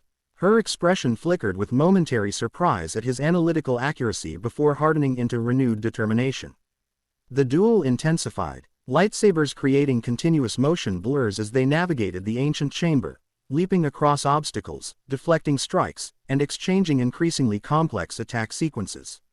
Meanwhile, Barris methodically eliminated the remaining droids, her precise Sorzu transforming seamlessly into Ataru acrobatics when tactical advantage presented itself. The last droid fell just as Ventress managed to land a glancing blow against Naruto's shoulder, scorching his armor but failing to penetrate. Enough observation, Ventress declared suddenly, disengaging with unexpected abruptness. Her hand extended toward the ceiling, force energy gathering around her fingertips. Time for conclusion. The focused force blast struck ancient support structures with devastating precision, triggering cascading structural failure throughout the chamber. Massive stone blocks began plummeting from above as dust filled the air, reducing visibility to near zero. Barris, Naruto shouted, sensing her position through the chaos. Exit passage, northwest corner. He navigated through falling debris, deflecting smaller fragments with telekinetic pulses while physically dodging larger threats. Issa's presence in the force shone like a beacon amid the destruction, her own defensive techniques creating temporary safe zones as she worked toward the indicated exit. They had nearly reached the passage when Naruto sensed immediate danger, a massive ceiling section directly above Barris beginning to separate. No time for warning, no time for conventional force techniques to address something of that magnitude. Instinct and necessity merged as his eyes shifted instantaneously to their Sharingan state, three tomo spinning rapidly as perception expanded beyond normal limitations. Time seemed to slow, granting precious microseconds for decision and action. Sage art. Nine Tails chakra mode, he whispered, golden energy erupting around his form as he tapped into both natural energy and the Nine Tails power simultaneously. The transformation completed in a heartbeat, skin glowing with golden luminescence, black seal markings spreading across his form, and a translucent energy avatar manifesting around him in vulpine form. He crossed the intervening space with impossible speed, reaching Barris just as the massive stone slab broke free. A single tail of pure energy extended upward, intercepting the multi-ton slab with tremendous force. The stone shattered into fragments that Naruto deflected away from them with precision control of the energy construct surrounding him. Hold on, he instructed, lifting a startled Barris with one arm while creating a path through the collapsing chamber with sweeping gestures of the other. They burst from the ruins amid a final catastrophe. Icy implosion that sent dust clouds billowing into the night air. Naruto maintained his enhanced state long enough to clear the immediate danger zone before setting Barris down at a safe distance. The golden energy receding back into his standard form. Silence fell as dust settled around them, stars visible overhead where previously solid stone had blocked the sky. The entire underground complex had collapsed in on itself, leaving nothing but a massive depression in the canyon floor. "Are you injured?" Naruto asked, kneeling beside Barris, who sat momentarily stunned by their narrow escape. "I'm unharmed." Her voice held remarkable composure despite the circumstances, though her eyes reflected complex emotions as she regarded him. "That was necessary improvisation," he finished, offering a hand to help her stand. Though perhaps not the ideal introduction to alternative force techniques. To his surprise, a small smile touched her lips. On the contrary, it was most educational. Before he could respond, his communicator chimed urgently, Ahsoka's signal. He activated it immediately, concern evident. "Ahsoka, what's happening?" Her holographic image appeared, expression tense. "Separatist forces attacking the eastern settlement. They bypassed our security perimeter completely, at least 2 platoons plus armor support."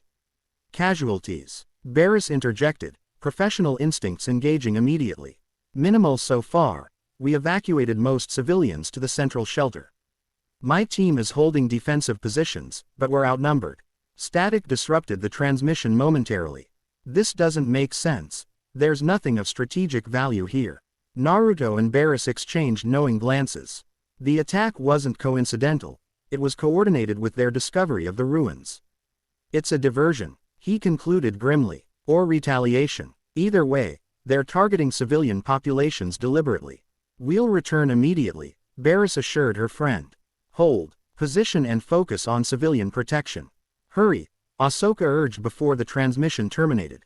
Naruto was already scanning the landscape, identifying the fastest route back to their concealed transport. "If we push the engines beyond safety protocols, we can reach the settlement in 20 minutes. Ventress escaped during the collapse, Barris noted as they began moving with urgent purpose.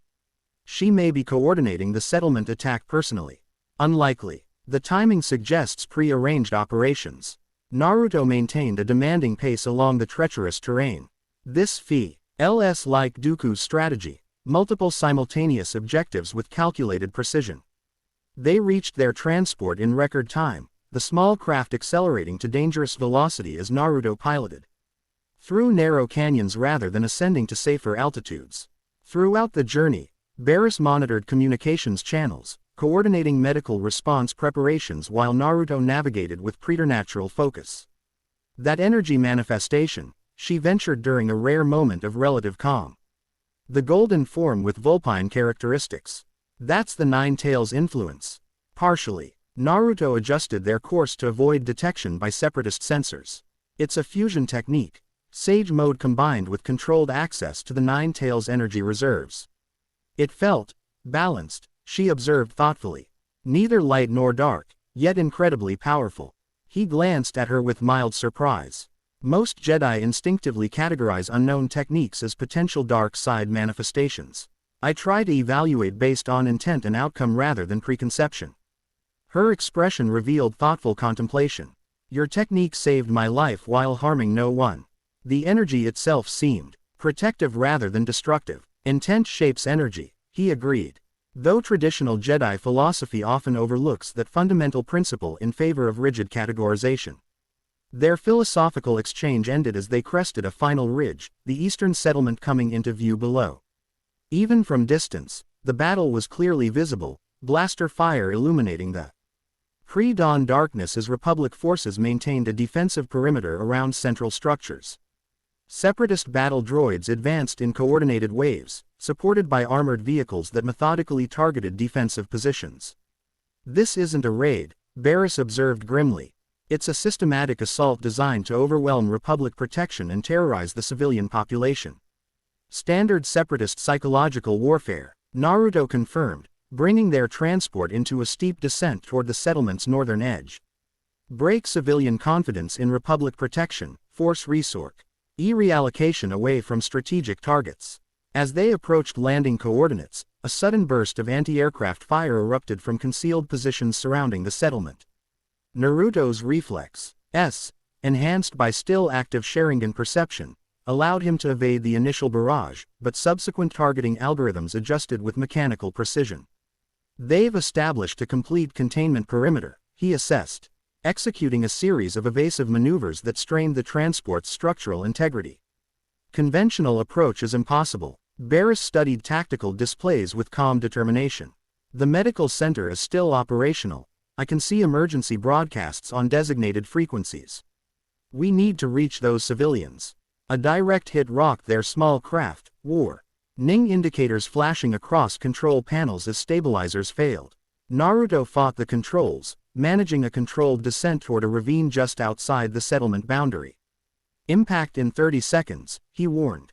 Securing emergency equipment. Prepare for hard landing. The transport skidded across rocky terrain before coming to rest against a rock formation, its engines sputtering into silence as damage control systems engaged. Remarkably, the passenger compartment remained intact, a testament to Republic engineering and Naruto's piloting skills. Are you all right? He asked Barris, who was already gathering medical supplies from storage compartments. Functioning optimally, she replied with characteristic precision. Though our transport clearly isn't. Despite the dire circumstances, Naruto found himself appreciating her composure. We'll need to proceed on foot, approximately 2 kilometers to the settlement perimeter, where we'll face entrenched separatist forces specifically positioned to prevent reinforcement, she concluded, securing essential equipment in a field pack. Standard infiltration seems improbable, then we'll use non-standard methods. Naruto activated his communicator, establishing encrypted connection with Ahsoka. We've arrived but lost our transport.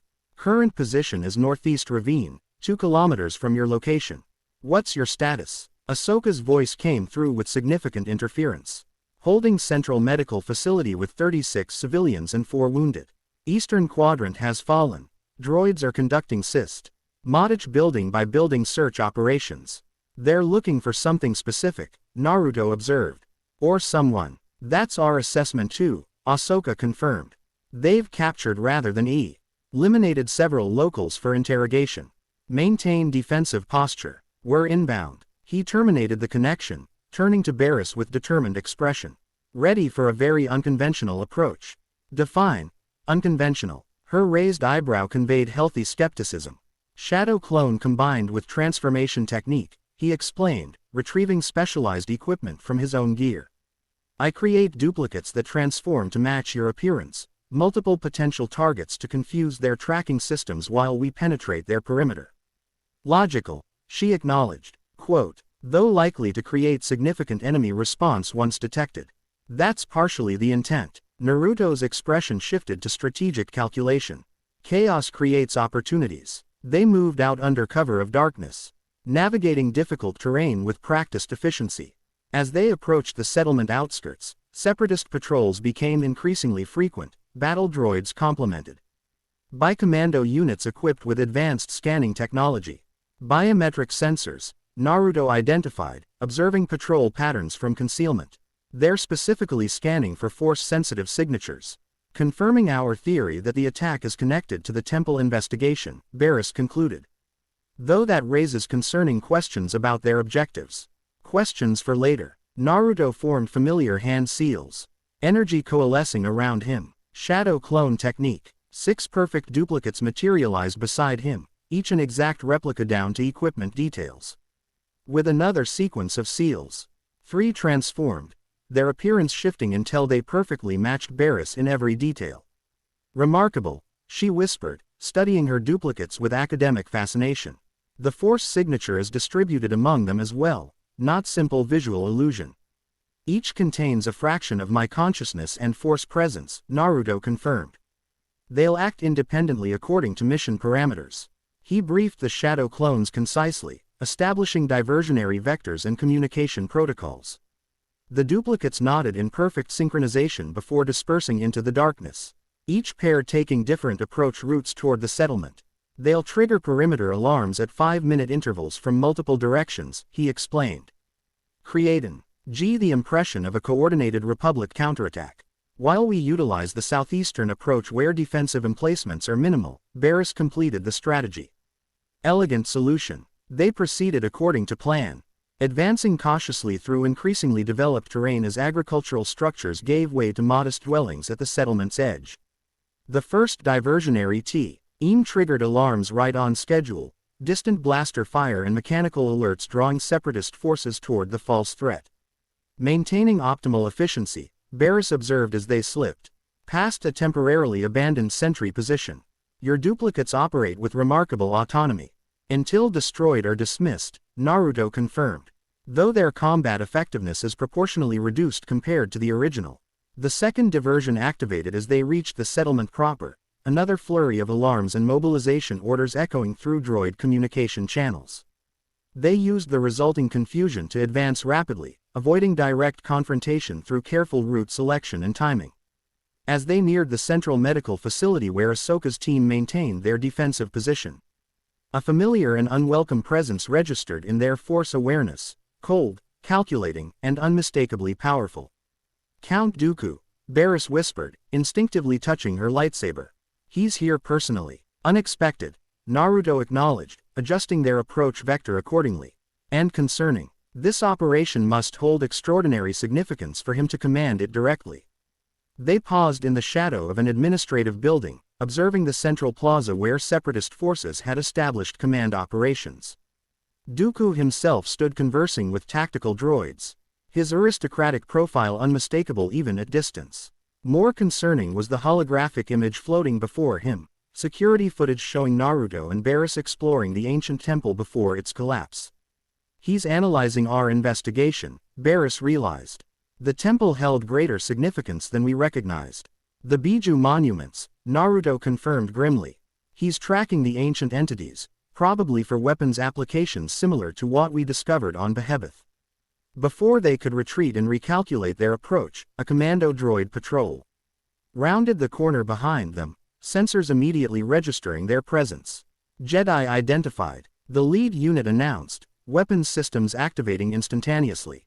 Lightsabers ignited in synchron. IZED defense as blaster fire erupted in the confined space. Barris deflected multiple shots with precision Sorazu technique while Naruto eliminated 3 droids with lightning-fast counterstrikes. The Y fought with impressive coordination for partners with minimal shared combat experience, her defensive excellence complementing his more aggressive approach. The brief but intense engagement inevitably drew attention. Alarm klaxons activated throughout the settlement as Dooku's commanding voice issued immediate deployment orders. Within moments, their position was compromised, forcing tactical WITHD Rawal through progressively narrowing escape routes. The medical center is approximately 200 meters northeast, Barris calculated as they briefly sheltered behind damaged infrastructure. Heavily defended according to Ahsoka's report. Conventional approach now impossible, Naruto assessed, monitoring droid movements through force perception. We need something unexpected. He closed his eyes briefly, entering partial sage mode, just enough to enhance sensory capabilities without full manifestation. The settlement crystallized in his awareness, every life form, droid unit, energy signature, and structural element becoming perfectly clear despite physical barriers. Ahsoka's team has established robust defensive positions, he reported. 38 civilians confirmed inside the medical center, including 8 requiring critical care. Separatist forces establishing containment perimeter with heavy weapons emplacement. And Dooku? Barris inquired, her calm voice belying the severity of their situation. Moving toward the medical center personally with elite guard units. Naruto's expression darkened. His force signature is focused. He has specific objectives beyond standard military conquest. The civilians, Barris realized with growing horror. He's using them to draw us out, or possibly as leverage to obtain information about the temple discoveries. Their tactical assessment was interrupted by the distinctive sound of thermal detonators impacting nearby structures, separatist forces employing increasingly destructive methods to flush them from cover. Each explosion brought collapsing debris and diminishing options. I have an approach vector, Naruto announced suddenly. Unconventional, but viable. Define. Unconventional. This time, Barris requested. Justifiable wariness in her tone. Underground access. He pointed toward a partially exposed utility conduit. Settlement infrastructure includes maintenance tunnels for water and power distribution. They converge beneath the medical center. Logical approach, she agreed. Though likely anticipated by tactical analysis droids. Not if we don't use the tunnels conventionally.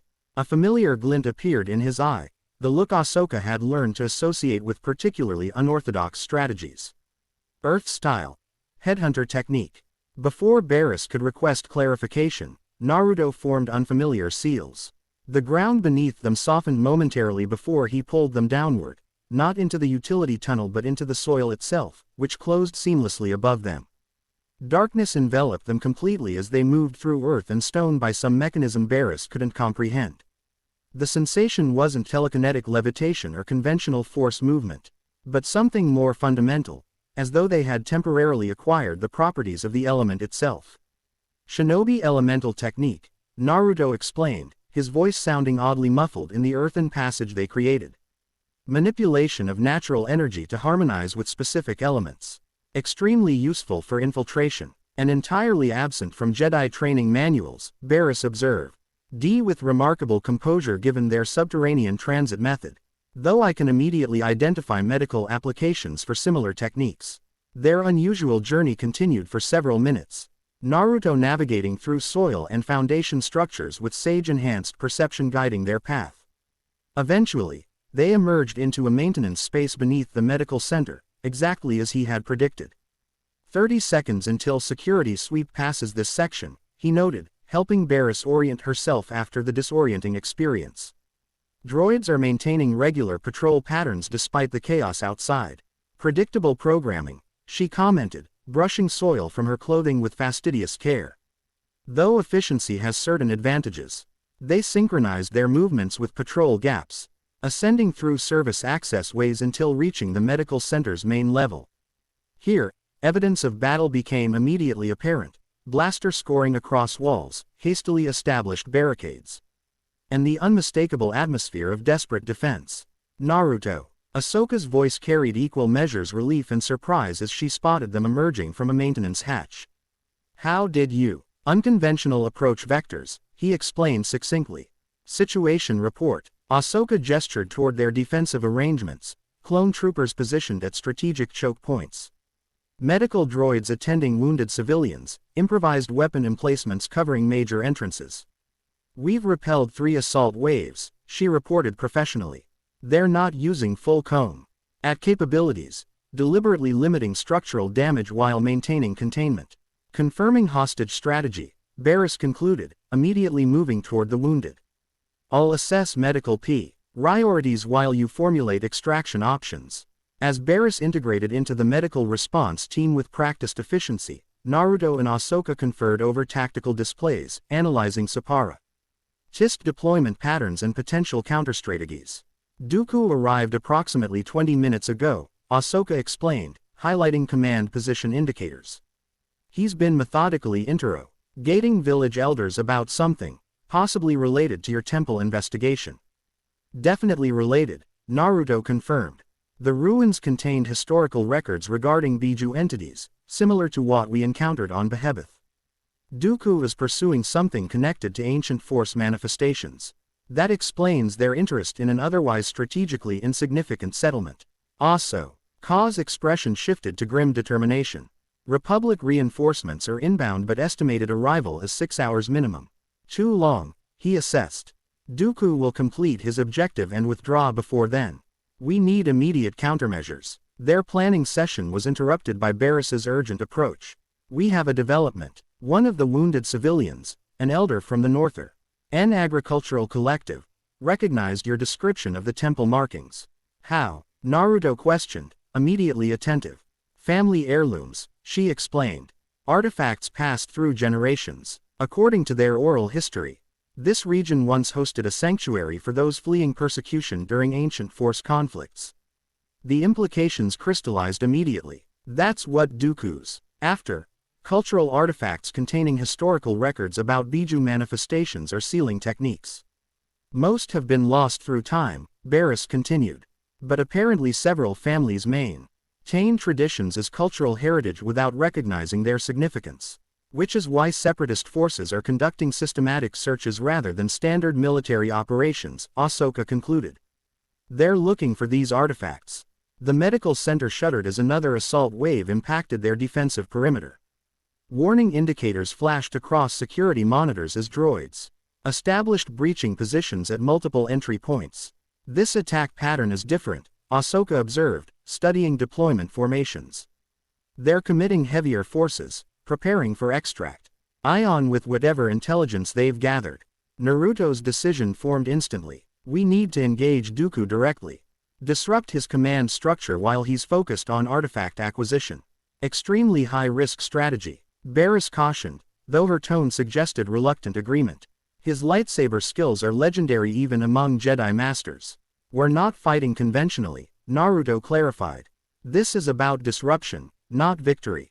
Create chaos, extract civilians, escape during tactical breakdown. Ahsoka nodded with grim determination. I'll coordinate defensive teams here. Maintain protection for civilians who can't be moved. I should remain as well, Barriss added. Several patients require continuous medical supervision during any extraction attempt. Naruto considered their resources with tactical precision. I'll engage Dooku with shadow clone distractions, focusing on disrupting their command operations rather than direct confrontation. Alone, Ahsoka questioned skeptically. Even with your unique abilities, that's tactically sound, he interrupted confidently. My techniques are unfamiliar to him, creating additional uncertainty factors. Plus, I have certain advantages in unconventional combat scenarios. His hand unconsciously touched his abdomen where the Nine-Tails seal remained hidden beneath clothing. The entity within his mindscape stirred with anticipation. The Sith Lord will underestimate our combined capabilities, Kurama observed with grim satisfaction. An error in judgment he will regret. Agreed, Naruto responded internally before refocusing on his companions. Prepare extraction protocols for all mobile civilians. Target timeframe 20 minutes from initiation. That's not much time, Ahsoka noted with concern. It will be sufficient. His confidence wasn't bravado but calculated assessment. Dooku values efficiency and preservation of resources. When command structure destabilizes, he'll prioritize strategic withdrawal over prolonged engagement. Final preparations were completed with practiced efficiency, communication protocols established, extraction routes confirmed, medical priorities identified. When everything was in place, Naruto moved toward a service exit that would provide optimal approach to Separatist command position. Ahsoka stopped him with a hand on his shoulder. Be careful, she urged. Genuine concern evident beneath professional demeanor. Dooku isn't like Ventress or standard Separatist commanders. He's Sith, Naruto completed simply. I understand the distinction. She hesitated, uncharacteristically uncertain. Don't take unnecessary risks. We need you intact. The brief moment of personal concern amid tactical operations caught him slightly off guard. I'll maintain operational parameters, he assured her with unexpected gentleness. 20 minutes. Be ready. With that, he slipped through the exit point and vanished into the chaotic bog. T.T. Leffield that the settlement had become. Count Dooku stood with aristocratic poise amid the destruction, his expression revealing nothing as he examined ancient artifacts recovered from civilian residences. Each piece, small stone tablets, crystalline fragments, faded parchments with spiral markings, was carefully documented by specialized analysis droids before being secured in dedicated containment units. These symbols match partial records recovered from Behemoth facility, a tactical droid reported in mechanical monotone. Preliminary analysis suggests 87.3% probability of connection to targeted force manifestations. Excellent. Dooku's cultured voice conveyed minimal satisfaction despite the operation's success. Prepare final extraction protocols. We've obtained sufficient material for continued research. Affirmative. Estimated completion of civilian interrogation processes, 15 minutes. Total withdrawal timeline, 30 minutes. The Sith Lord nodded absently. Attention focused on a particularly interesting tablet containing complex seal designs. Something about the patterns resonated with research he'd conducted at his master's direction, ancient techniques for binding and controlling force entities beyond conventional understanding. His contemplation was interrupted by a sudden disturbance in the force, a distinctive signature approaching from multiple vectors simultaneously. Dooku's lightsaber was in hand instantly, though not yet activated. Interesting, he murmured, sensing the unusual energy pattern. Not typical Jedi presence. Perimeter breach detected. The tactical droid announced with mechanical urgency. Multiple identical humanoid signatures approaching command position from divergent vectors. Identical signatures. Dooku raised an eyebrow with academic interest. Most intriguing. The first attack came from above, 3 identical figures descending from rooftops with synchronized precision. Each wielded a lightsaber of unusual design. The cerulean blades pulsing with distinctive energy patterns unlike standard Jedi weapons. Dooku's own crimson lightsaber ignited with elegant efficiency, meeting the initial assault with characteristic mastery of Makashi form. His precision bladework easily countered the first attacker, bisecting the figure cleanly, only to witness it dissolve into energy rather than falling as a corpse. Fascinating, he commented, adjusting his assessment immediately. Energy constructs rather than physical duplicates. Most impressive technique. The remaining attackers pressed their advantage, forcing the Sith Lord to employ increasingly complex defensive sequences. Their fighting style proved equally unusual, blending recognizable lightsaber forms with completely unfamiliar techniques. Had occasionally incorporated physical strikes and acrobatics more reminiscent of martial arts than Jedi training. As Dooku eliminated the visible threats, more appeared from different directions, identical figures employing varied attack strategies. His elite guard droids engaged peripheral targets while he focused on the most immediate threats, lightsaber weaving patterns of lethal precision through the chaotic battlefield. A diversion, obviously, he noted to himself, sensing larger tactical patterns emerging. But executed with commendable skill. Throughout the engagement, he studied he technique with analytical detachment, noting the energy distribution, tactical limitations, and potential countermeasures. Each duplicate possessed approximately 1/10 the force signature of a full Jedi, suggesting significant energy cost to maintain multiple constructs simultaneously. Command, we have confirmed reports of civilian evacuation from medical facility, a droid officer reported through comm channels. Republic forces implementing extraction protocols under cover of this diversion. As anticipated, Dooku replied calmly, eliminating 2 more duplicates with elegant efficiency. Maintain containment perimeter around artifact collection point. All other objectives are secondary. The battle intensified as more duplicates engaged, now employing unexpected force techniques beyond standard lightsaber combat. Several formed spiraling energy spheres in their palms, compressed force power that exploded with devastating effect when impacting targets. Others manipulated environmental elements with unusual precision, redirecting water from damaged infrastructure, hardening soil into projectiles, or creating localized air pressure differentials. Elemental manipulation. Dooku identified with scholarly interest despite the combat situation. Primitive but effective applications. Throughout the increasingly chaotic engagement, he maintained strategic awareness of the broader battlefield, noting systematic Republic evacuation patterns, defensive redeployments, and the gradual withdrawal of non-essential separatist forces with secured artifacts. A particularly innovative attack sequence finally created an opening in his perfect defense, a duplicate sacrificing itself to create momentary distraction while another executed a teleportation technique that placed it directly within Dooku's guard perimeter. Rasengan, the figure announced, driving a spiraling sphere of concentrated energy toward the Sith Lord's midsection. Dooku barely avoided devastating impact, forced to employ force-enhanced movement that carried him clear of the command position entirely.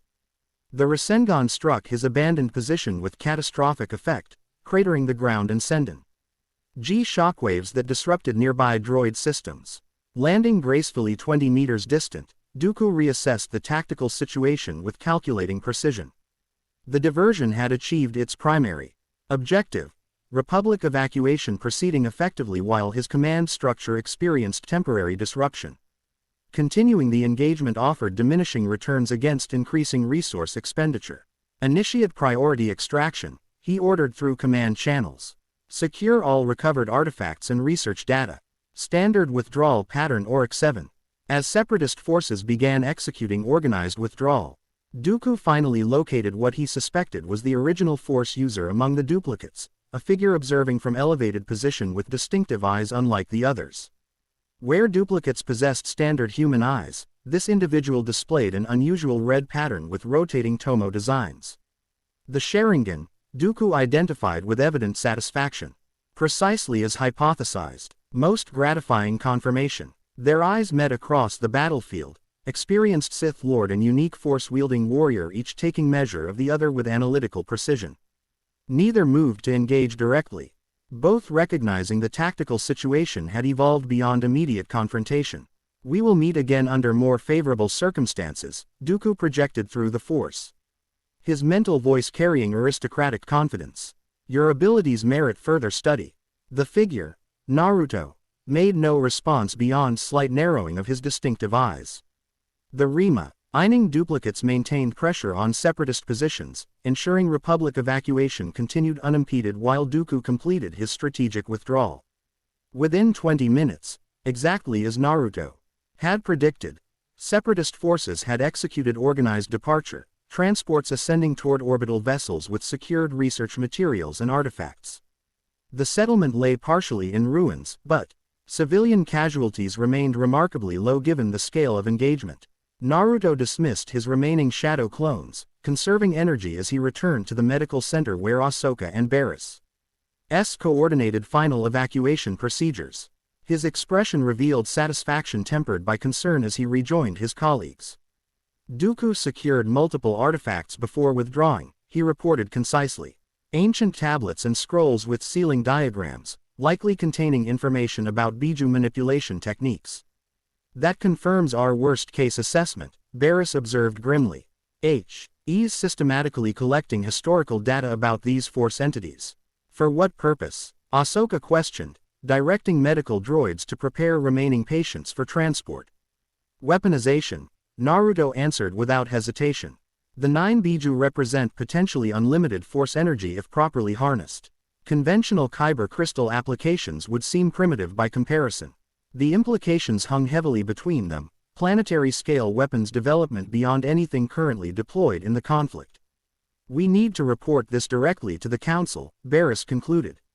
Her typical reserve giving way to genuine concern. "This intelligence supersedes standard military command structures." "Agreed," Naruto nodded, "though our understanding remains incomplete. The MPLE contained historical records we barely began to decipher before Ventress triggered its collapse." "Perhaps not coincidentally," Ahsoka suggested perceptively. "Denying us the same information they're collecting." Republic reinforcements arrived within the hour, medical frigates descending through atmosphere alongside military support vessels.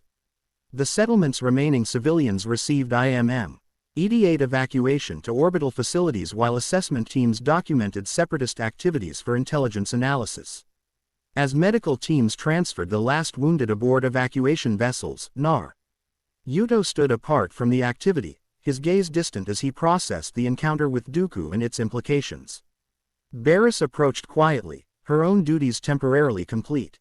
"Your injuries require attention," she observed clinically, gesturing to several lightsaber burns and contusions he'd accumulated during the engagement.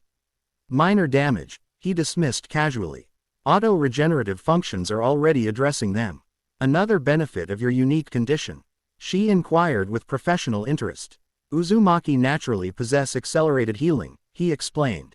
"The 9 Tails amplifies the effect considerably." Barriss studied him with thoughtful expression. "During your confrontation with Count Dooku, I sensed your Force signature fluctuate significantly. You were restraining yourself." It wasn't a question but an observation, delivered with characteristic precision. "Tactical decision," he confirmed. "Revealing full capabilities would provide excessive intelligence without corresponding advantage." "Logical," she acknowledged, though perhaps limiting immediate effectiveness. "Strategic considerations outweigh tactical advantages."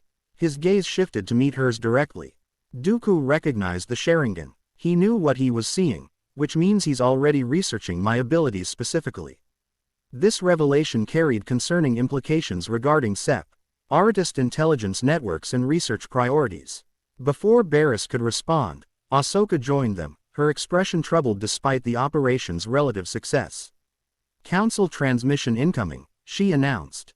"Priority communication from Master Yoda himself." The three gathered around a secure holoterminal as the ancient Jedi Master's diminutive form materialized in blue-tinted projection. Despite the transmission's quality limitations, Yoda's concerned expression was unmistakable. Disturbing developments these are, he began without preamble. Confirm you must. Artifacts of sealing nature. Taken by Count Dooku were they? Yes, Master, Barriss responded formally. Ancient tablets and scrolls containing specialized sealing techniques. Preliminary analysis suggests they relate to methods for containing and manipulating force entities known as Biju. Yoda's ears drooped slightly, a rare display of concern from the typically composed master. Feared this, we did. Move quickly, we must. Return to Coruscant immediately, all of you shall. What about the settlement, Master? Ahsoka questioned. The civilians, handled by conventional forces, that will be, Yoda interrupted with uncharacteristic urgency. Larger concerns we face now. Matters connected to ancient prophecies, these artifacts may be. The transmission ended before they could request clarification, leaving the three agents exchanging concerned glances. Prophecies. Ahsoka echoed skeptically. That's unexpected terminology from Master Yoda. The Jedi maintain several prophecies regarding Force evolution and cosmic balance. Barriss explained, her academic knowledge surfacing. Though most remain restricted to council-level access.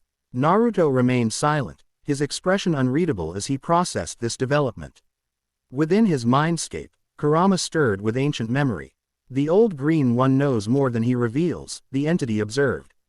The Biju have appeared in prophecies across multiple civilizations throughout galactic history, always connected to moments of fundamental transformation. Is that why Dooku is collecting this information? Naruto questioned internally. For some prophetic purpose. The Sith understand power, Kurama replied cryptically. They recognize the potential of 9 entities that predate their entire tradition. Their internal dialogue was interrupted as Ahsoka touched his shoulder gently. We should prepare for immediate departure, she suggested, concern evident in her expression. Are you all right? Just processing implications, he assured her. Refocusing on immediate priorities. The Nine Tails has its own perspective on these developments. Which is? She prompted with genuine interest. Complicated, he admitted with a slight smile. And not entirely comforting, but potentially useful in understanding what Dooku intends. As they boarded the Republic cruiser for return to Coruscant, Naruto found himself reflecting on how quickly circumstances had evolved. What began as a simple monitoring assignment had revealed connections to ancient Force traditions, separatist weapons development, and apparently prophecies significant enough to concern Master Yoda himself. More personally, the mission had developed unexpected dimensions in his relationships with both Ahsoka and Barriss. The former's concern during his confrontation with Dooku suggested evolving connection beyond professional collaboration, while the latter's analytical interest in his unique abilities represented potential alliance with significant implications.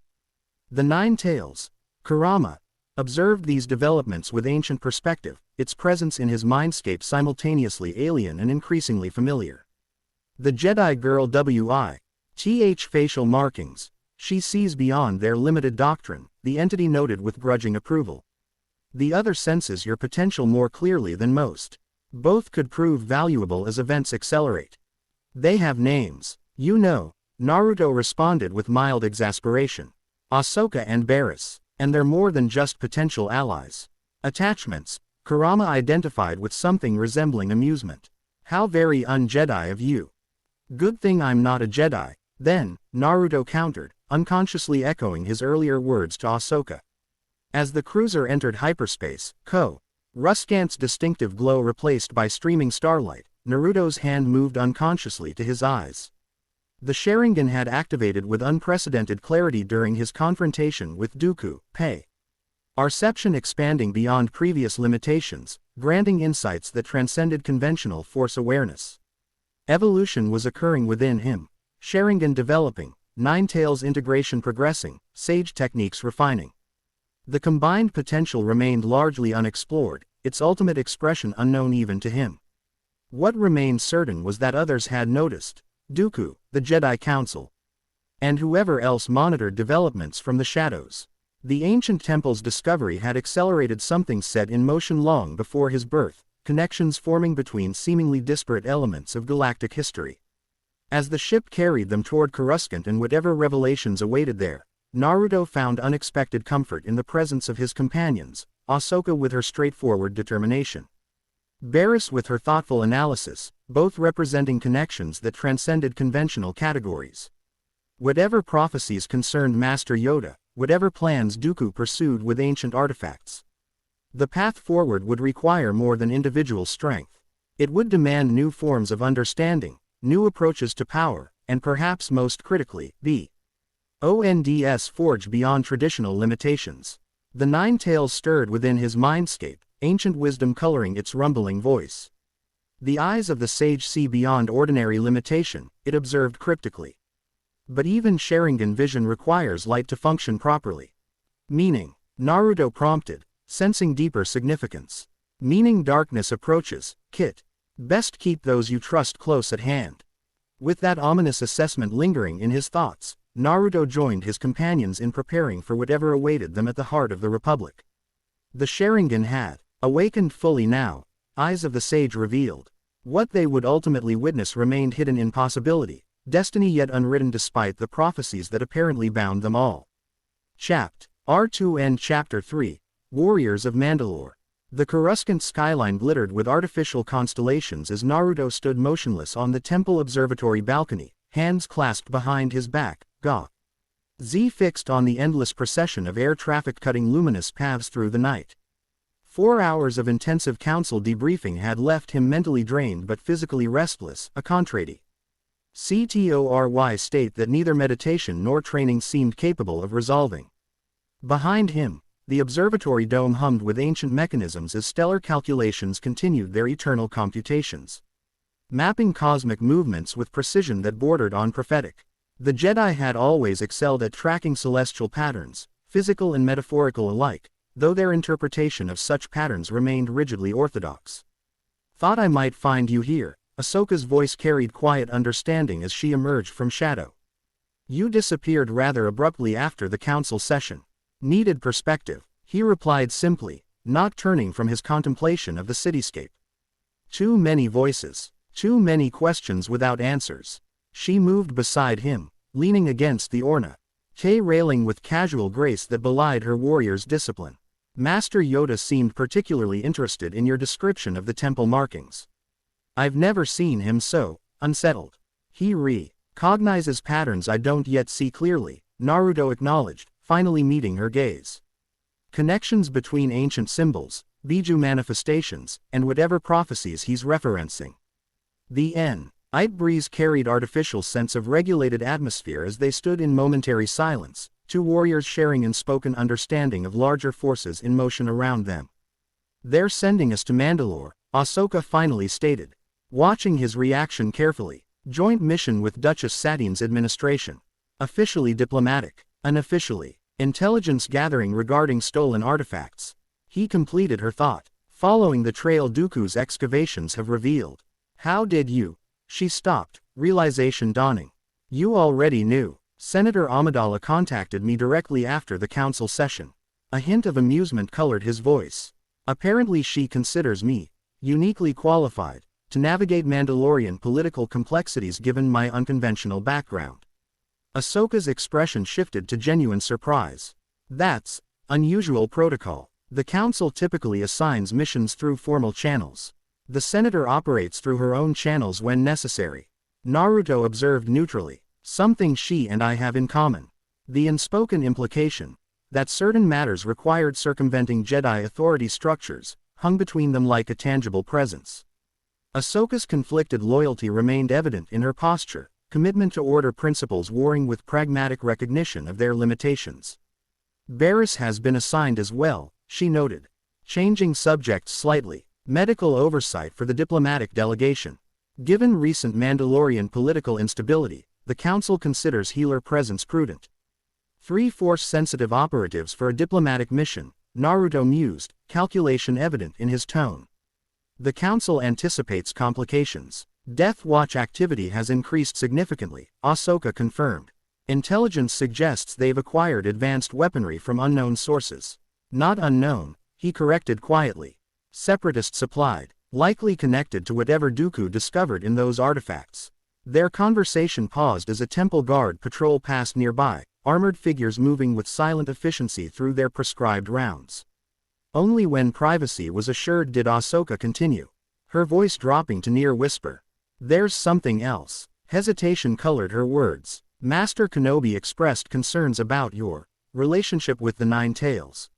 He suggested the entity might have its own agenda regarding Mandalore." Rather than defensive response, Naruto's expression revealed thoughtful consideration. He's not entirely wrong. Kurama has existed for millennia, witnessing civilizations rise and fall. Its perspective transcends conventional politics. And what is that perspective regarding Mandalore? She pressed gently. Complicated. Naruto's gaze returned to the cityscape, something ancient reflecting in his eyes.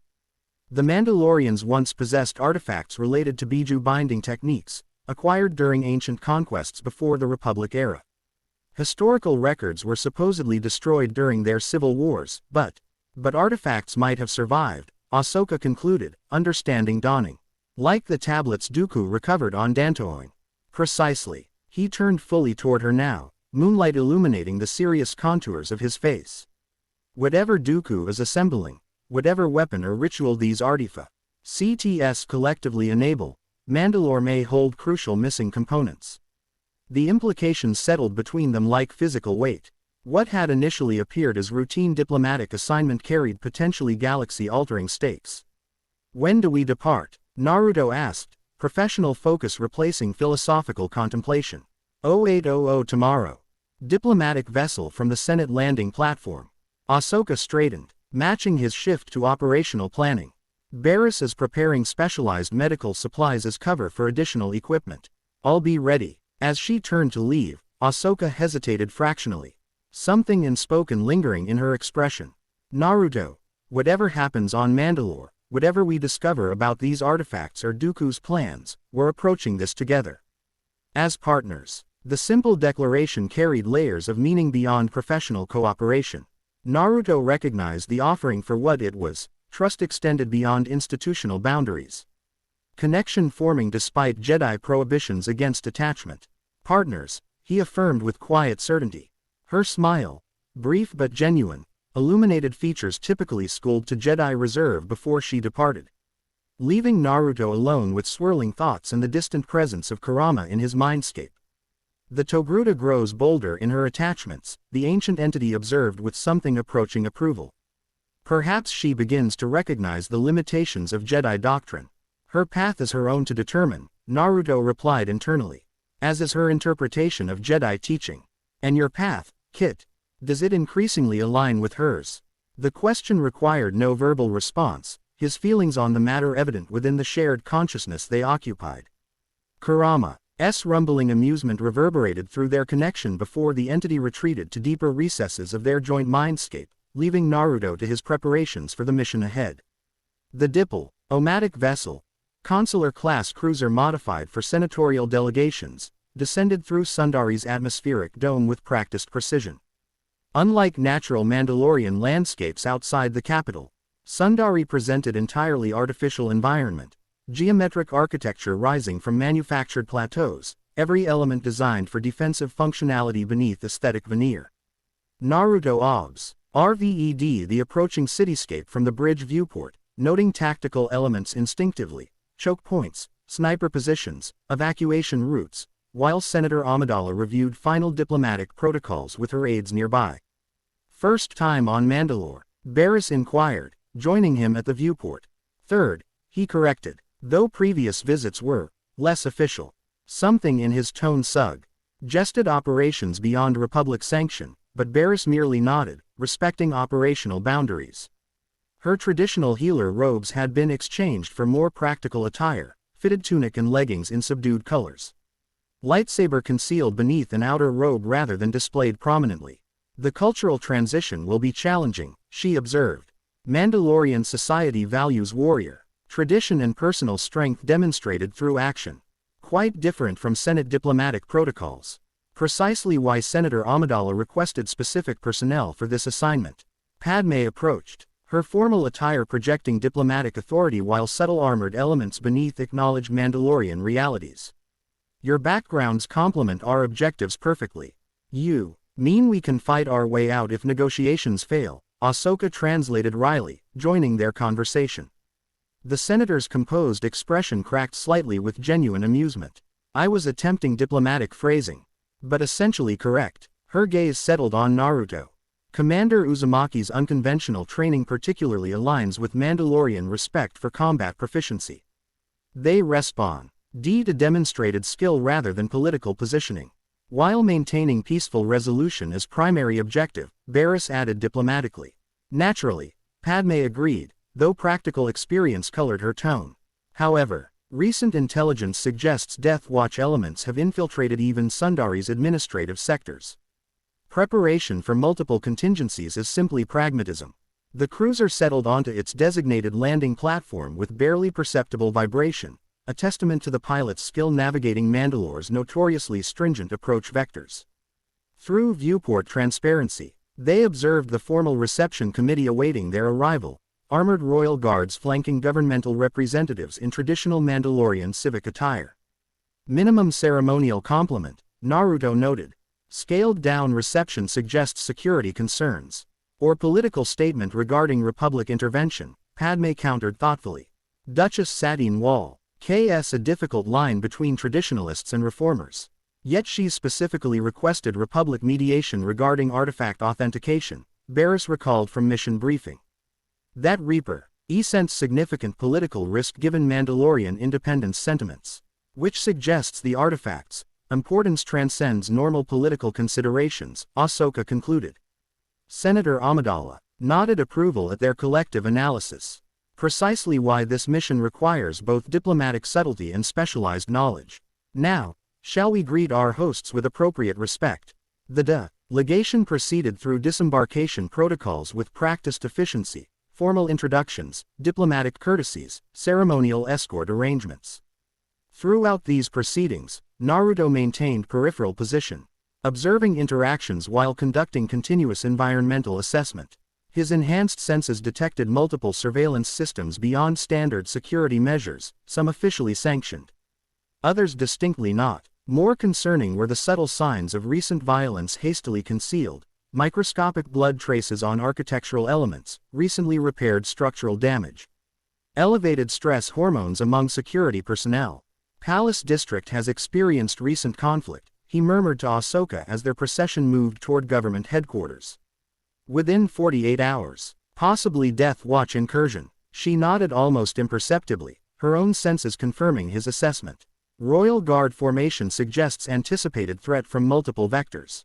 They're expecting another attempt. Their observations proved prescient as they entered the Grand Governmental Plaza, an expansive geometric courtyard surrounded by administrative buildings.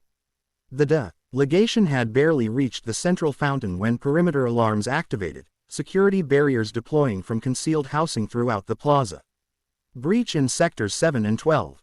A commander announced through communications channels. Unidentified combatants with jetpack mobility. Senator Amidala's security detail moved with practiced precision, establishing defensive format. Ion around diplomatic personnel as Royal Guards secured approach vectors. Within seconds, the previously ceremonial atmosphere transformed to combat readiness. Death Watch timing is predictably theatrical, Naruto observed calmly, shifting seamlessly to tactical positioning. You sound almost impressed, Ahsoka noted, her hands moving to lightsaber hilts though not yet drawing weapons. Prophase. Sional appreciation for operational commitment, he clarified. Attacking a Republic delegation in broad daylight demonstrates either desperation or confidence. Or calculated provocation, Barriss suggested insightfully. Creating incident that forces Republic military response, thereby undermining Duchess Satine's neutrality position. Further strategic analysis became irrelevant as armored figures appeared above building perimeters, distinctive Mandalorian combat armor with Death Watch insignia prominently displayed. Jetpacks flared as they descended in attack formation, blaster fire converging on the diplomatic party from multiple angles simultaneously.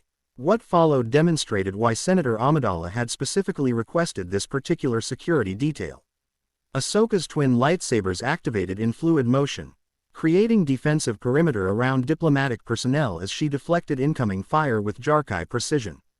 Simultaneously, Barriss employed force-enhanced movement to Evacuate non-combatants toward nearby shelter while maintaining secondary defensive position. Naruto, however, responded differently.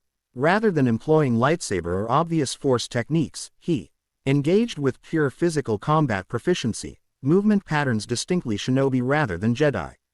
He launched himself directly toward attacking Mandalorians, intercepting their aerial advantage with acrobatic precision that required no force augmentation visible to observers.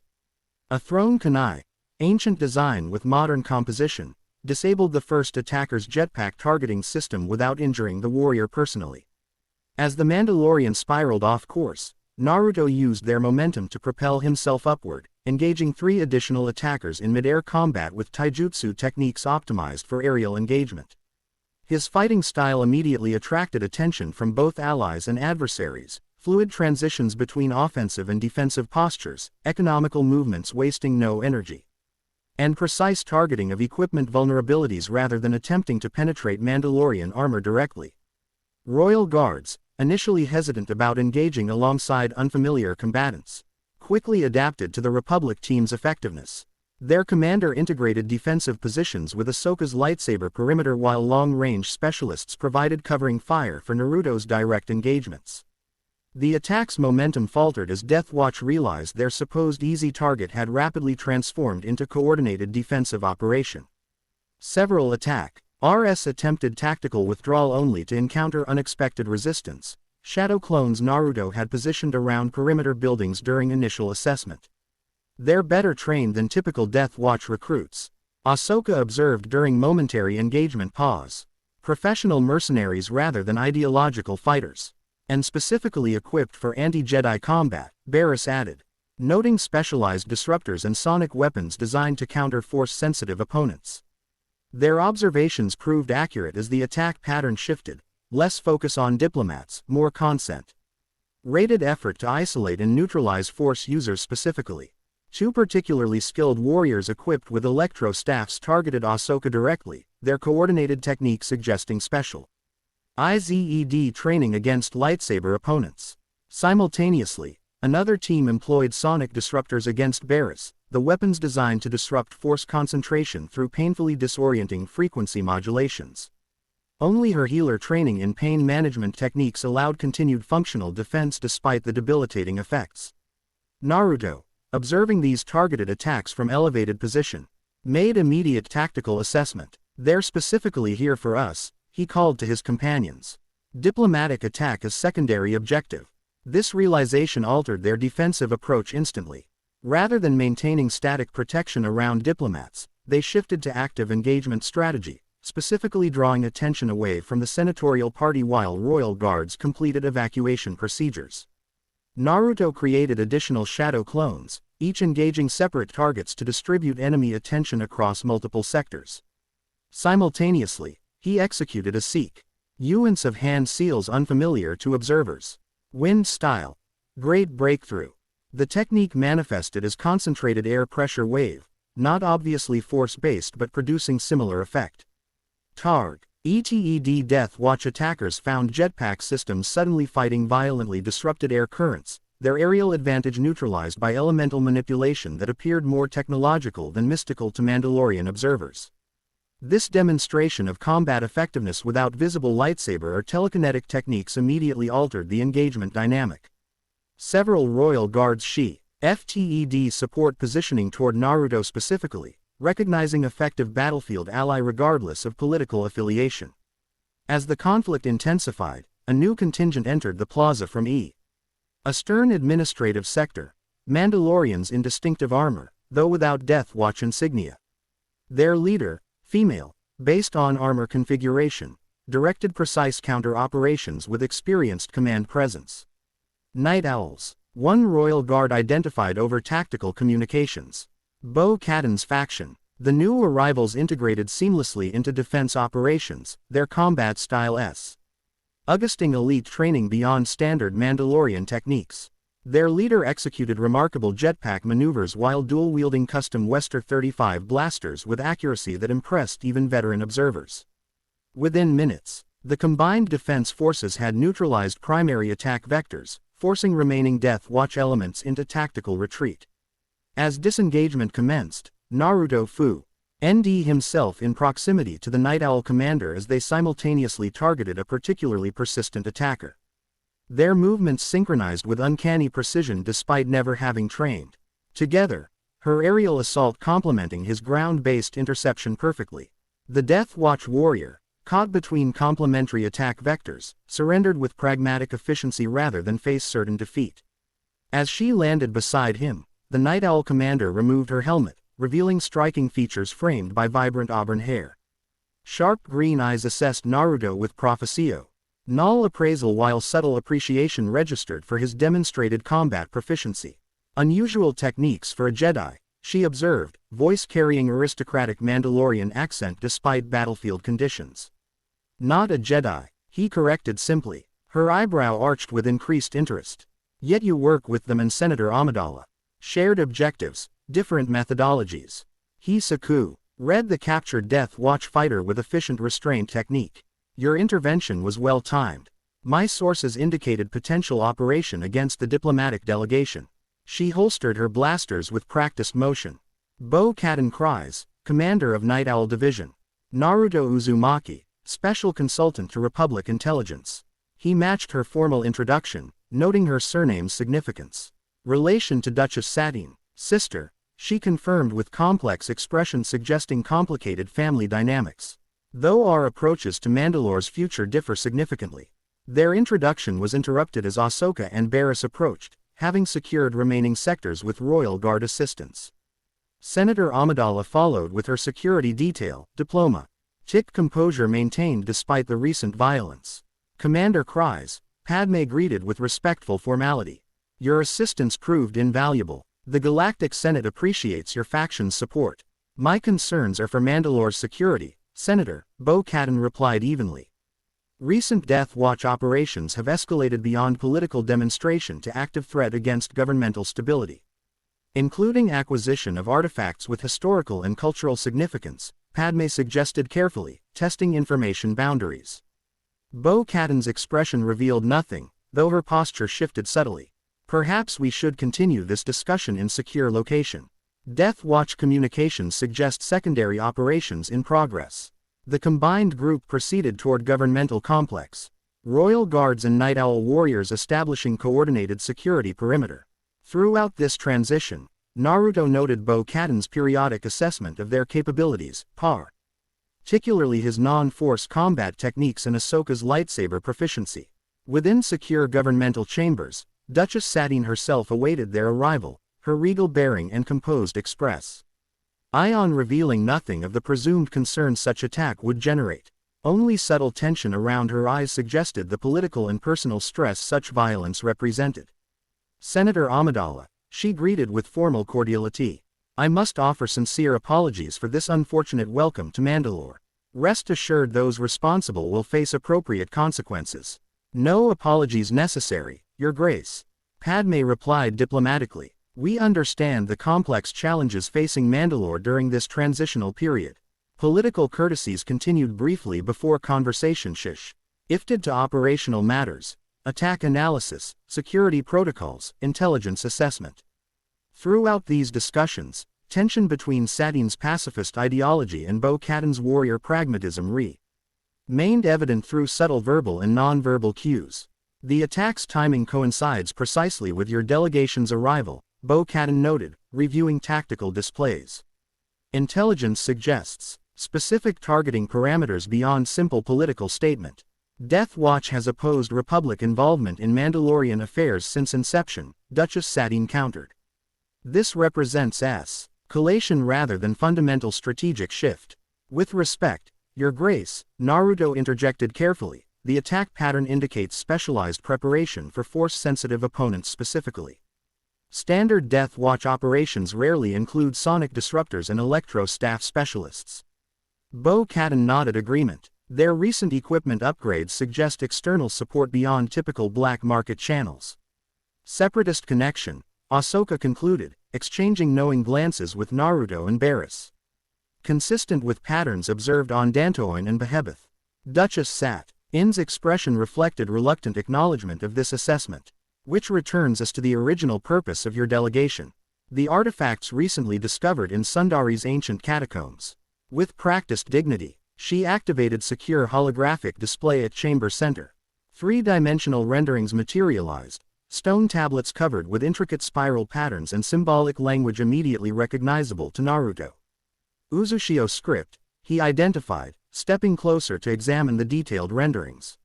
Sealing formulas consistent with Second-era techniques, approximately 1,000 years old. His immediate recognition and precise historical categorization drew surprised attention from both Mandalorian leaders.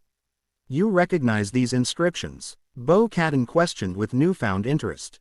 "They're from my homeworld," Naruto confirmed, studying particular symbolic arrangements with growing concern.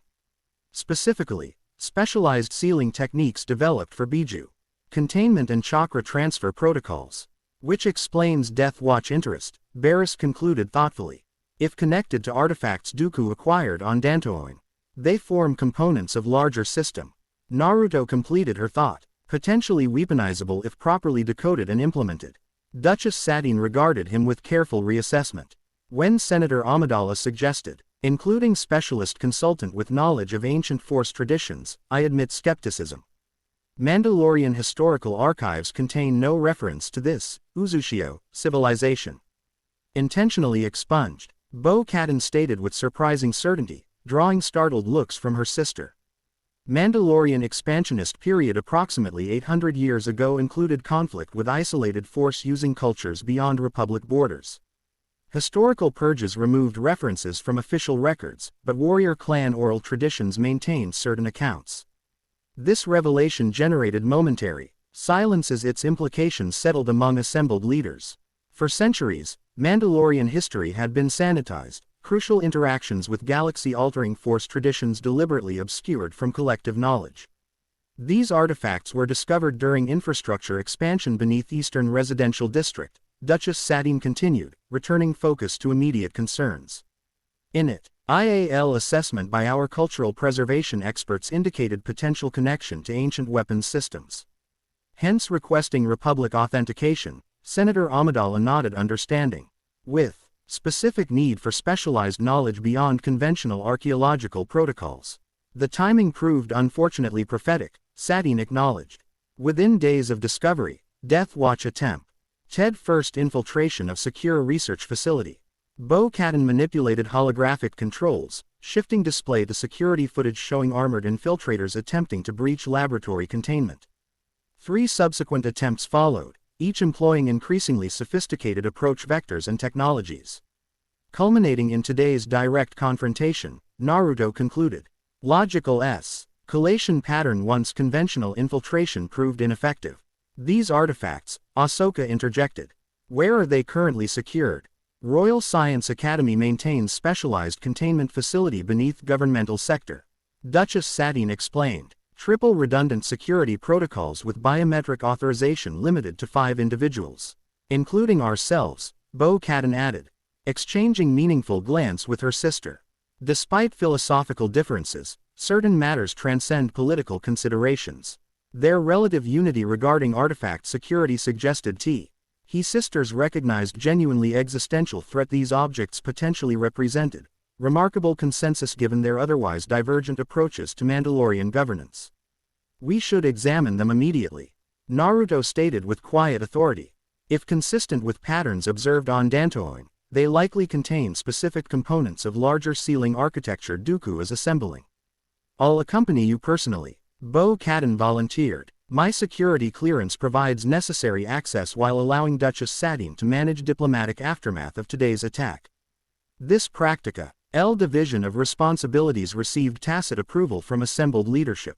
Arrangements proceeded with efficiency born of necessity, security details organized, transportation secured, communication protocols established. Throughout preparations, Naruto noted Bo-Katan's continued professional assessment of their capabilities, particularly his own unconventional techniques demonstrated during combat. As they prepared to depart for the Science Academy facility, Barris approached Naruto with characteristic subtle discretion. The 9 tails, she inquired quietly. Has it provided any IGHTS regarding these Mandalorian artifacts? Kurama remains circumspect, he replied thoughtfully. though distinctly unsettled by their emergence in this specific context. Unsettled how? She pressed gently. Naruto considered his response carefully. Ancient entities view time differently, patterns connecting events across centuries where we see only isolated incidents. These artifacts appearing now, following Behemoth and Dantoin discoveries, represents convergence that transcends coincidence. Suggesting deliberate orchestration beyond even Dooku's involvement, she concluded perceptively. Precisely. Their discussion ended as transport arrangements completed, the specialized security team departing governmental complex under Bo-Katan's direct command. Ahsoka joined Naru, to embarrass in the primary transport while Senator Amidala remained with Duchess Satine to address diplomatic ramifications of the attack. As their armored vehicle navigated Sundari's geometric roadways, Bo-Katan studied Naruto with undisguised professional curiosity. Your combat technique, she observed. Elements resemble ancient Mandalorian kata forms, yet incorporate principles of never encountered. Not Jedi methodology certainly, shinobi tradition, he explained simply. My people developed combat systems emphasizing efficiency, adaptability and precise application of force, without relying on mystical elements. She noted with evident approval. Practical combat effectiveness through technical proficiency rather than supernatural advantage. Spirituality and practicality aren't mutually exclusive. Naruto replied without defensiveness. Different tools for different contexts. This philosophical position, neither rejecting nor emphasizing force utilization, seemed to resonate with Bo-Katan's pragmatic worldview. Her assessment of him visibly shifted from professional evaluation to genuine respect. The Night Owls maintain training archives from Mandalore's pre-pacifist era, she noted, including combat systems believed extinct following various purges. Your perspective on these techniques might prove illuminating. The invitation for potential knowledge. E-exchange represented significant gesture from traditional Mandalorian warrior, offering access to cultural heritage typically restricted to clan members exclusively. I'd welcome such opportunity, Naruto acknowledged with appropriate respect. Cross-cultural combat analysis often reveals unexpected connections between seemingly disparate traditions. Their professional dialogue continued throughout the journey, establishing foundation of mutual respect based on shared warrior principles despite vastly different cultural origins. Ahsoka observed this developing rapport with thoughtful expression, while Barriss analyzed potential diplomatic advantages such connection might provide to their mission objectives. The Royal Science Academy emerged through Sundari's architectural uniformity, a distinctive structure combining traditional Mandalorian geometric precision with modern research functionality. Unlike surrounding buildings, its security features remained prominently visible, deliberate demonstration of protective capability rather than concealed integration. Mandalorian approach to security, Bo-Katan explained, noting their assessment of the facility. Visible deterrence complementing hidden countermeasures. Potential adversaries must consider known obstacles while remaining uncertain regarding unobservable defenses. Psychological component to physical security architecture, Naruto noted appreciatively. Elegant approach. Their transport passed through multiple security checkpoints, each employing different verification methodology, from conventional identification protocols to more sophisticated biometric analysis and behavioral assessment. Throughout this process, Bo-Katan's command authority facilitated efficient progression while maintaining full procedural compliance. Death Watch has attempted infiltration through identity falsification previously, she explained as final verification completed. Each security layer employs different confirmation methodology specifically to prevent systematic circumvention. The innermost research facility presented stark contrast to ornate governmental architecture, utilitarian design prioritizing functional requirements over aesthetic considerations. Laboratory spaces contained advanced analytical equipment alongside specialized containment systems designed for artifacts with potentially hazardous properties. Chief Research Administrator Oler Brûleur greeted their arrival with professional efficiency rather than ceremonial formality, his traditional Mandalorian armor modified for laboratory functionality while maintaining cultural significance.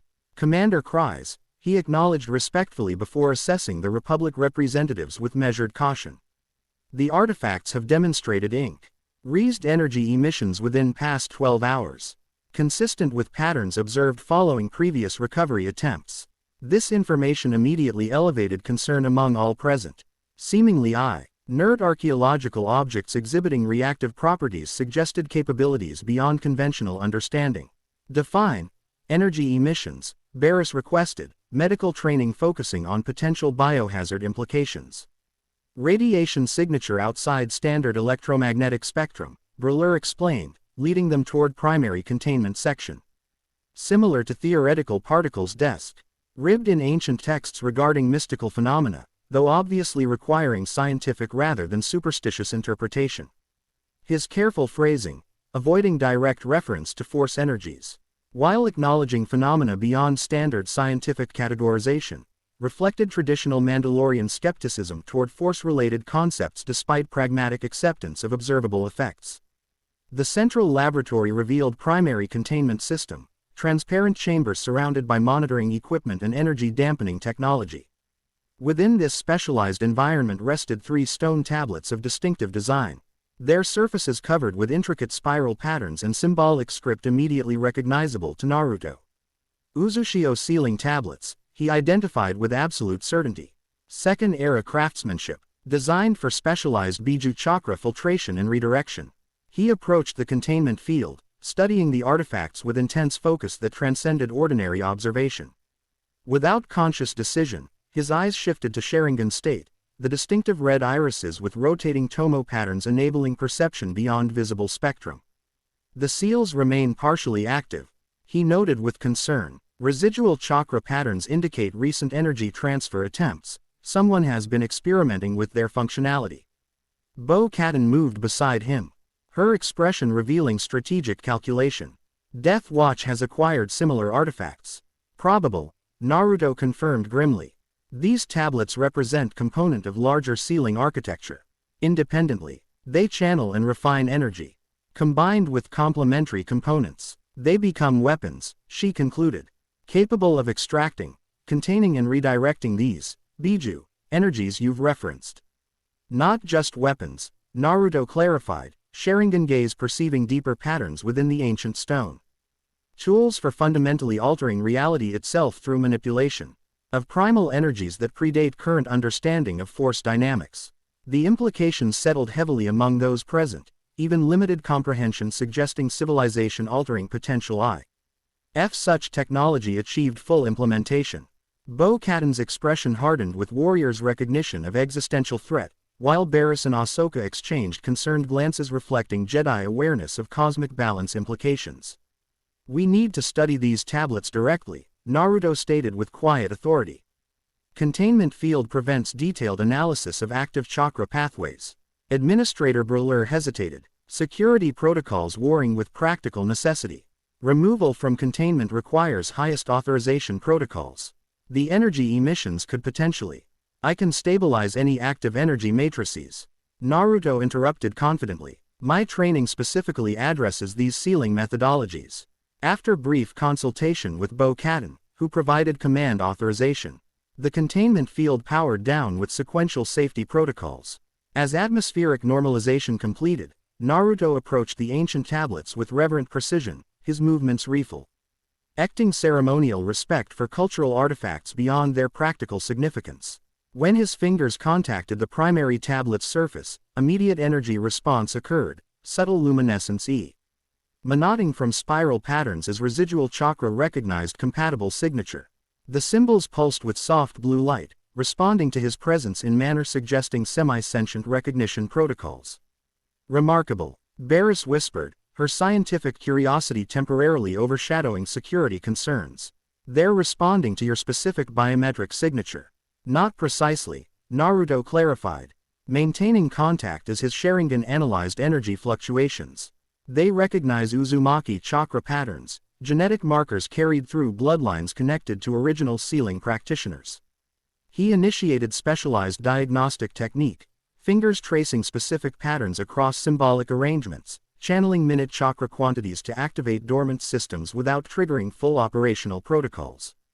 The tablets responded with increasingly complex energy manifestations, symbolic script illuminating in sequential patterns revealing internal architecture invisible to conventional observation. These were created by Ashina Uzumaki, he identified with sudden certainty, recognition dawning through genetic memory access techniques Jiraiya had taught during his training. Aster Seal practitioner from late Second Era, specifically designed for containing and redistributing Biju chakra during transfer protocols.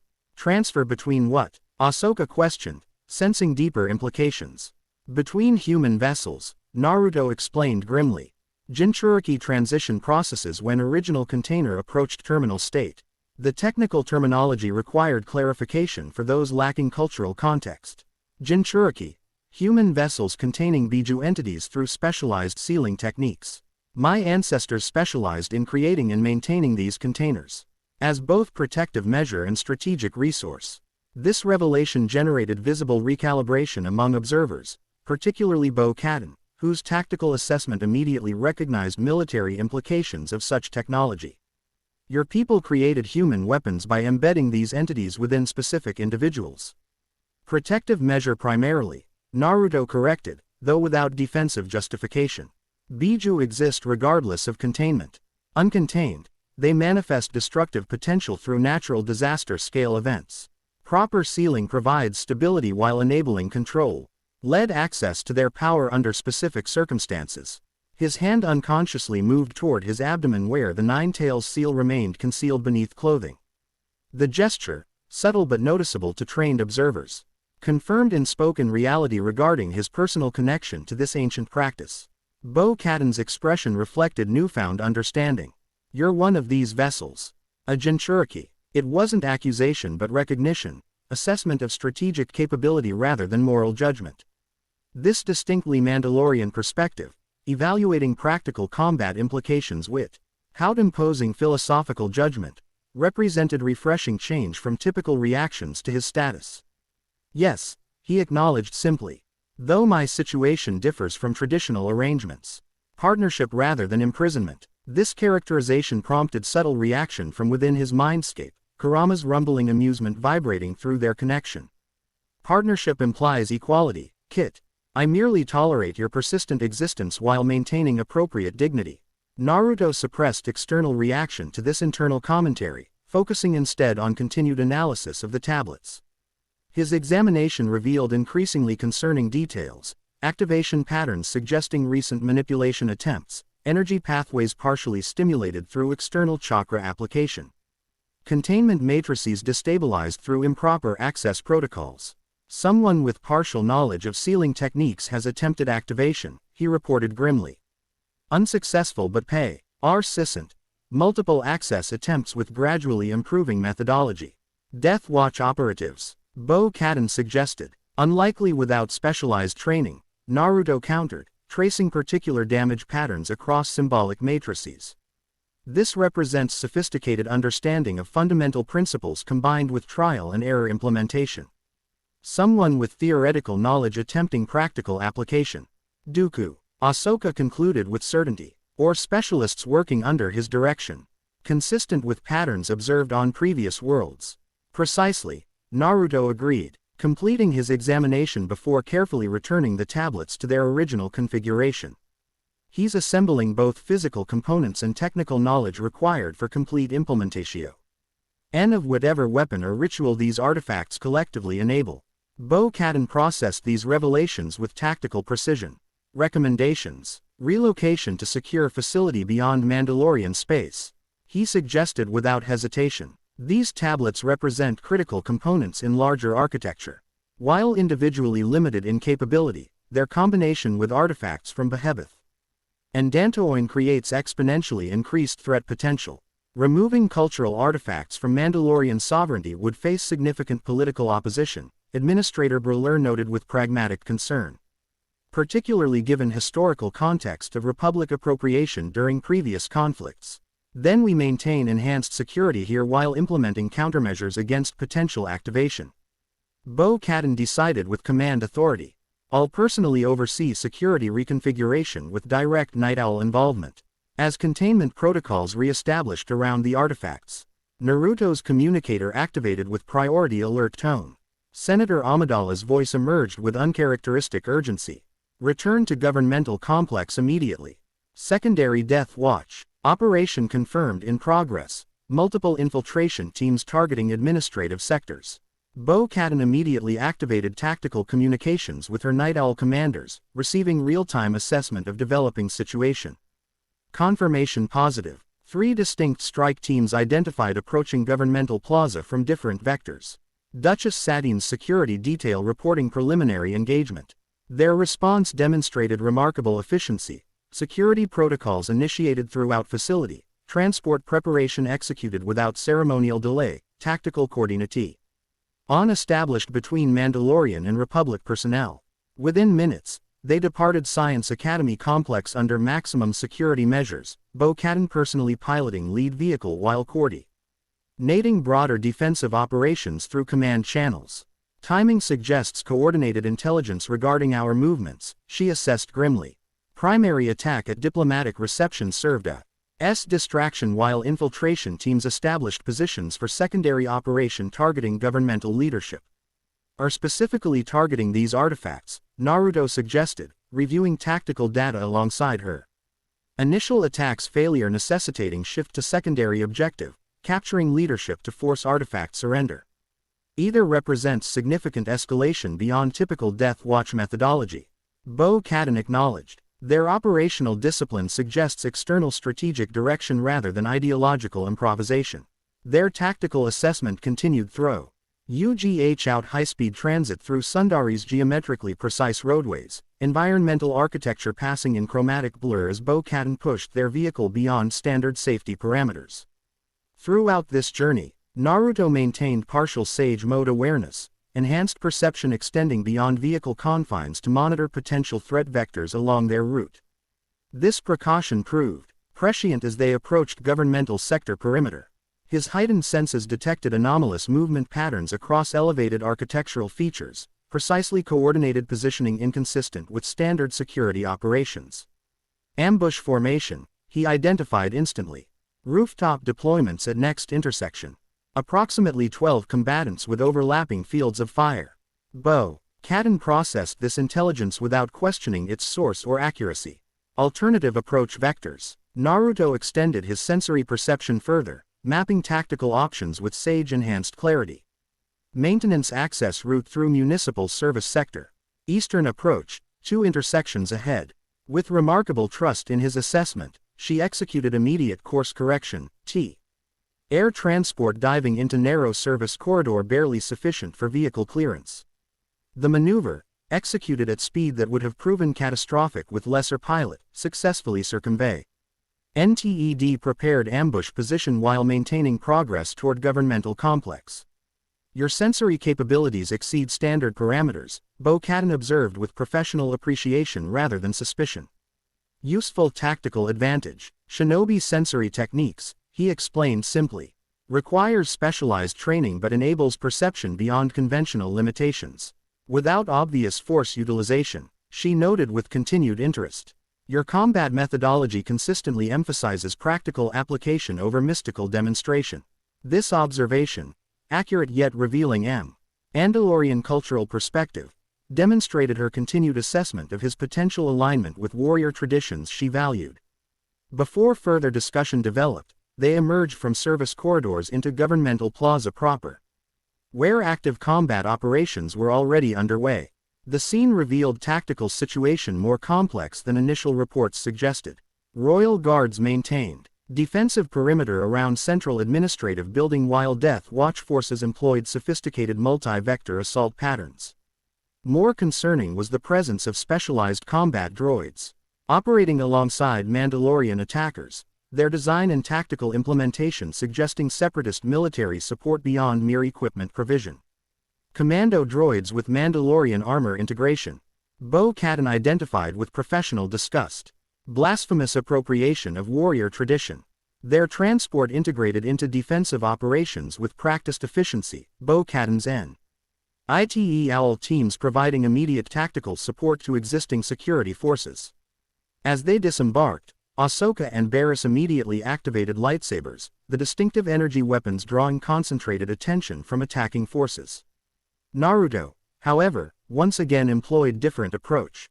Rather than revealing force capabilities immediately, he engaged using purely physical combat technique. demonstrating exceptional martial proficiency that earned visible respect from Mandalorian allies while confounding enemy tactical assessment.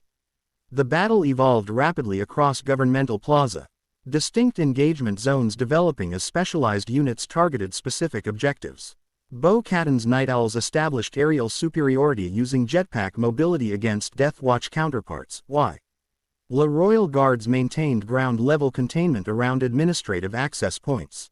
Ahsoka and Barriss employed complementary lightsaber techniques, the former's aggressive Jarkai style creating offensive pressure while the latter's precision Sorzu established defensive coverage for civilian evacuation. Their effectiveness against combined droid and Mandalorian attackers demonstrated why Jedi remained respected even among cultures traditionally resistant to Force traditions. Naruto's approach proved most distinctive among Republic representatives.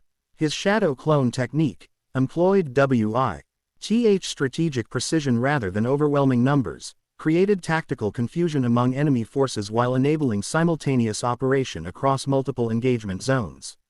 Each clone operated with independent tactical assessment while maintaining coordinated objective alignment, demonstrating combat multiplier effect beyond conventional numerical advantage. As battle progressed, Bo-Katan found herself fighting alongside one of Naruto's clones, their complementary techniques creating surprisingly effective combination despite no prior coordination. Her jetpack mobility paired with his ground-based interception methods allowed systematic neutralization of Death Watch elements attempting to breach administrative buildings' eastern entrance. Your duplicates function with remarkable autonomy, she noted during momentary engagement pause. Each appears capable of independent tactical assessment. Shadow clone technique, the duplicate explained, maintaining vigilant perimeter awareness. Each contains portion of original consciousness and combat capability, useful for reconnaissance, diversionary operations, and distributed engagement patterns. Without typical force gestures or visible energy manifestation, she observed approvingly, practical combat application rather than mystical demonstration. The clone's response was interrupted by sudden change in battlefield dynamic. CS, a new presence emerging from northern approach vector that immediately altered tactical assessment. Unlike conventional Death Watch operatives, this figure moved with predatory grace that transcended normal human limitations. Most distinctively, they wore specialized mask concealing facial features completely, orange spiral pattern with single eye hole revealing nothing of the individual beneath. Priority target identified, Bo-Katan announced through tactical communications. Unknown operative with command presence entering northern quadrant. The masked figure paused momentarily, surveying battlefield with calculated assessment before focusing on specific objective, their attention settling on Naruto's original form engaged with multiple opponents near central fountain. Without visible signal, surrounding Death Watch elements adjusted tactical positioning to create engagement corridor between masked commander and identified target. Naruto's original form, distinguishable from NES through subtle energy signature invisible to conventional observation, immediately registered the new threat. His Sharingan activated instantaneously, Tomo pattern spinning with accelerated PTION as he assessed this unexpected development. Recognition flashed across his features, connection forming between this masked figure and descriptions from Behemoth facility. Toby, he identified with grim certainty. Within his mindscape, Kurama's presence surged forward with unusual urgency. Caution, Kit, this one carries Uchiha chakra signature, corrupted but unmistakable. Potentially dangerous even to us. The masked figure, Toby, tilted his head with almost theatrical consideration. Naruto Uzumaki, he acknowledged, voice modulated through mask filtration yet carrying distinctive cadence. Our reunion occurs earlier than anticipated. Mandalore was not my preferred venue for this conversation. You're behind Death Watch's sudden interest in Uzushio artifacts, Naruto concluded. Maintaining combat readiness despite conversational tone. Directing their operations toward specific acquisition objectives. Merely providing guidance to those whose limited understanding prevents proper appreciation of what they seek. Toby replied with casual dismissal. Death Watch desires weapons. I pursue something considerably more significant. Their exchange drew immediate attention from nearby combatants, particularly Bo-Katan, whose tactical assessment instantly recognized pivotal confrontation developing amid larger battle. She disengaged from peripheral engagement, redirecting toward this clearly critical interaction with practiced battlefield priority assessment. "You're collecting sealing components," Naruto stated, advancing cautiously while signaling shadow clones to establish perimeter containment. Behemoth, Dantoin, now Mandalore. Building architecture for something beyond conventional weapon systems. Perceptive, Toby acknowledged with what might have been approval behind expressionless mask. The Nine Tails provides historical context your limited lifespan would otherwise lack. Convenient partnership despite its unintended nature. This casual refer, NCE to Naruto's Jinchuriki status, information not publicly available through conventional intelligence, confirmed sophisticated knowledge beyond standard separatist operations. More concerning was ICIT understanding of the unusual nature of his relationship with Kurama, suggesting observation predating Behemoth encounter. "What exactly are you trying to construct?" Naruto demanded, maintaining tactical positioning while gathering information crucial to broader strategic assessment. The masked figure spread his hands in theatrical gesture. "Restoration, not construction. The ancient order, returning to proper configuration after centuries of fragmentation and decline." He tilted his head, single visible eye focusing with disturbing intensity. Surely the Nine Tails remembers its original form before artificial division. Within Naruto's mindscape, Kurama's reaction carried unmistakable alarm, an emotion rarely displayed by the ancient entity. He speaks of the 10 Tails, the Biju revealed with unusual gravity. The original entity from which all 9 were divided. A primal force beyond conventional comprehension. This internal revelation connected fragmentary information to coherent threat assessment. The artifacts, the sealing components, the specialized knowledge regarding Biju manipulation. Toby wasn't building weapon system but reconstruction protocol, methodology. For reversing ancient division that created 9 separate entities from original cosmic force. Before Naruto could respond to this revelation, Toby initiated unexpected attack, not conventional combat. Engagement but specialized technique instantly recognizable to Sharingan perception. Hand seals formed with blindingly precise sequence, chakra molded with efficiency suggesting decades of specialized training. Space-time technique. Dimensional displacement. Reality distorted around them as specialized jutsu activated. Localized spatial manipulation creating isolated battlefield removed from surrounding engagement. Within this dimensional pocket, normal physics underwent subtle alteration while external observers perceived only shimmer of displaced atmosphere marking boundary of affected region. Privacy for family discussion, Toby explained conversationally, removing combat equipment with casual confidence. Mandalorian politics and Death Watch objectives remain irrelevant to our specific concerns. Naruto assessed altered tactical environment with Sharingan precision, noting dimensional boundaries, physical limitations, energy flow patterns. The technique represented mastery beyond conventional ninjutsu, its implementation suggesting bloodline-specific capability rather than learned methodology. Only Uchiha with Mangekyo Sharingan can execute dimensional manipulation of this sophistication, he observed. Confirming suspicions formed during Behemoth encounter. You're claiming clan relation, not claiming, stating factual reality. Toby removed his mask with deliberate ceremony, revealing face bearing distinctive scarring across right side while left remained unmarked. Most significantly, his exposed eye displayed evolved Sharingan pattern, complex design beyond standard 3-tomo configuration.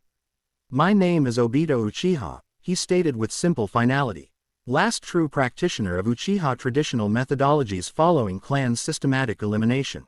T.'s revelation carried weight beyond mere identity disclosure, connection to legendary bloodline whose historic rivalry with Uzumaki clan shaped centuries of shinobi development before both faced near-extinction through separate catastrophic events. Impossible, Naruto countered, though uncertainty colored his assessment. The Uchiha were eliminated during Konoha purification protocols. No survivor escaped Itachi's implementation directive. Official history written by victors, Obito responded with dismissive gesture. Reality proves considerably more complex than sanitized accounts suggest, particularly regarding matters of bloodline preservation and contingency planning. Within dimensional pocket, combat dynamic shifted from conventional engagement to psychological assessment, to PR. practitioners of nearly extinct traditions evaluating capabilities while navigating complex historical context transcending personal interaction. What do you want with the Biju? Naruto demanded, maintaining defensive positioning while processing implications of this unexpected revelation. Reunification, Obito replied simply. Restoration of cosmic balance disrupted through artificial separation. The nine returning to one, fulfilling destiny temporarily delayed through short-sighted intervention. Manipulating Death Watch, employing separatist resources, orchestrating planetary-scale conflict. ICTS, excessive methodology for philosophical restoration project, Naruto observed skeptically. Obito's expression revealed something approaching genuine amusement. Galactic politics represent convenient framework for necessary components acquisition. Count Dooku believes he pursues weapons development supporting separatist military objectives. Death Watch imagines technological advantage against political rivals. Neither comprehends actual implementation parameters. And what exactly are those parameters? Naruto pressed, recognizing critical intelligence opportunity despite dangerous circumstances. The infinite Tsukuyomi, Obito revealed with religious reverence coloring his tone. Reality reconfiguration through dimensional barrier dissolution. The ultimate genjutsu transcending conventional existence limitations. This pronouncement, combining technical terminology with metaphysical conceptualization, suggested ideological motivation beyond strategic calculation. Obito pursued cosmic scale restructuring with zealot's commitment rather than tactician pragmatism. Their conversation halted abruptly as dimensional boundary experienced unexpected disruption, external force pay. Netratting specialized technique with precision suggesting remarkable capability. The distortion manifested as luminous fracture across reality fabric before shattering completely, dimensional pocket C. All-lapsing as external environment reasserted conventional physics. Bo-Katan stood at disruption point, specialized equipment in hand suggesting technological countermeasure rather than force-based intervention. Behind her, Ahsoka and Barriss maintained defensive positioning while assessing this unexpected development with professional caution. Your private conversation expired, Bo-Katan stated flatly. Mandalorian pragmatism dismissing metaphysical considerations in favor of immediate tactical reality. Death Watch forces are retreating. Your presence is clearly their primary objective. Obito regarded the interruption with visible irritation before reapplying his mask with deliberate motion. Mandalorian resourcefulness proves consistently impressive despite cultural limitations, he observed with reluctant appreciation. Another conversation postponed by circumstance, Naruto Uzumaki. Though not indefinitely. Before coordinated response could mobilize, he executed another specialized technique. Body becoming partially intangible as swirling dimensional distortion enveloped his form.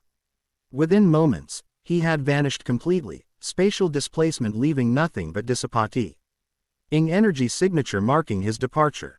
Silence held momentarily as tactical situation recalibrated, immediate threat neutralized while strategic implications expanded exponentially. Bo-Katan broke this contemplative pause with characteristic pragmatism. Explanations later, she directed firmly. Governmental security remains compromised. Death Watch withdrawal suggests tactical repositioning rather than operational abandonment. Her assessment proved accurate as they reintegrated with broader defensive operations throughout governmental complex. While direct assault had indeed diminished, intelligence indicated continued threat through dispersed infiltration teams maintaining operational positioning throughout Sundari. Within Secure Command Center, Duchess Satine coordinated civilly and protection protocols while Senator Amidala maintained diplomatic communications with Republic authorities. Their combined efforts represented effective leadership partnership despite philosophical differences regarding appropriate response methodology. Death Watch forces have withdrawn to established safe houses throughout Eastern District, Royal Guard commander reported, reviewing tactical displays with professional precision. Preliminary assessment suggests reorganization rather than abandonment.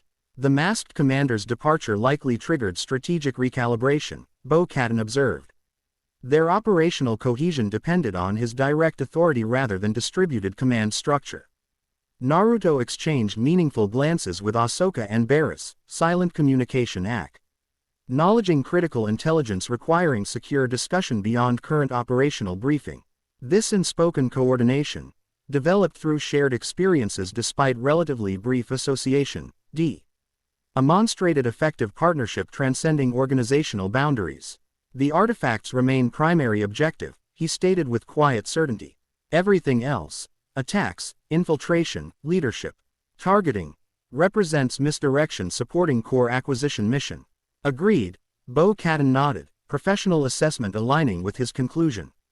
We need increased security protocols at Sion CE Academy facility while maintaining distributed defensive positioning throughout governmental sector. Duchess Satine regarded her sister with complex expressions suggesting internal conflict between pacifist principles and pragmatic necessity. The artifacts, historical significance cannot justify continued violence against Mandalorian citizens. Perhaps surrender. Unacceptable, Bo-Katan interrupted firmly. These artifacts represent components in larger weapons architecture. Their combination with materials already acquired from other worlds creates existential threat beyond conventional assessment parameters. She's right, Naruto supported, addressing Duchess directly with respectful precision. The sealing tablets contain methodologies for manipulating cosmic scale energies. In proper configuration with complementary components, they enable reality manipulation beyond conventional weapons classification. This assessment, delivered with quiet authority rather than dramatic emphasis, carried weight precisely because of its measured presentation. Senator Amidala recognized its significance immediately, diplomatic experience translating technical concerns into political framework. This transcends Mandalorian sovereignty considerations, she observed carefully. While respecting your authority within planetary jurisdiction, galactic security implications require coordinated response beyond single government parameters.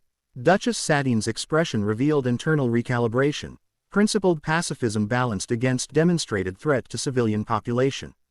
What specifically do you recommend? Temporary relocation to secure Republic facility, Senator Amidala suggested diplomatically. With full Mandalorian oversight maintaining cultural sovereignty while enabling enhanced protection protocols. Quote, alternatively, Bo-Katan countered, joint security operation here on Mandalore. Republic resources supporting Mandalorian authority rather than jurisdictional transfer. This compromise, maintaining Mandalorian sovereignty while acknowledging necessity for external support, represented rare alignment between sisters' typically divergent approaches. Their unified position created framework for operational planning transcending political considerations without dismissing legitimate sovereignty concerns. As security protocols established around this central agreement, Naruto found opportunity for private consultation with his Republic colleagues. Within secured communication chamber, he shared critical intelligence regarding Obito's revelations and their implications for broader strategic assessment. He called it infinite Tsukuyomi, he explained grimly. Reality reconfiguration through dimensional barrier dissolution. Essentially cosmic ska, Genjutsu transcending conventional existence limitations. Translation for those without specialized vocabulary. Ahsoka requested, practicality cutting through technical terminology. He's Bawil. Ding methodology for rewriting reality itself, Naruto clarified. Using Biju energy as power source while employing specialized sealing techniques to channel and direct implementation. That seems. Barris hesitated. Scientific skepticism warring with observed evidence. Ambitious beyond rational assessment parameters. Which makes him more dangerous, not less, Naruto countered. He believes this possible with religious certainty rather than theoretical speculation. That level of conviction combined with demonstrated technical capability represents unprecedented threat vector. And his connection to you specifically? Ahsoka inquired perceptively, noting personal elements within broader strategic context. Naruto's expression revealed complex emotional response beneath tactical assessment. He claims Uchiha heritage, bloodline connection to Sharingan progenitors. Historically, Uchiha and Uzumaki clans maintained complex relationship balancing cooperation and competition throughout shinobi developmental period. Like Jedi and Mandalorians, Ahsoka observed insightfully. Philosophical opposition within shared warrior framework. Similar conceptually, he acknowledged, appreciating her perceptive parallel. Though bloodline considerations introduced additional complications. Uchiha specialized in ocular techniques, Sharingan representing pinnacle manifestation, while Uzumaki developed sealing methodologies and life force manipulation. Complementary specializations creating operational synergy despite philosophical differences, Barris concluded with analytical precision. Explaining his specific interest in your capabilities beyond general Biju considerations.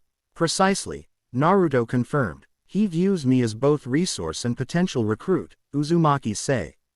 Alling knowledge combined with partially developed Sharingan capability representing valuable asset for his implementation protocols.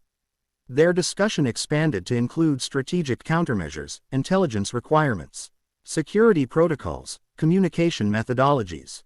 Throughout this planning session, professional assessment remained balanced with personal concern, their developing bonds infl. Nuancing operational priorities without compromising tactical effectiveness. As conference concluded with actionable frameworks established, Ahsoka lingered briefly while Barris departed to coordinate medical contingencies with local providers.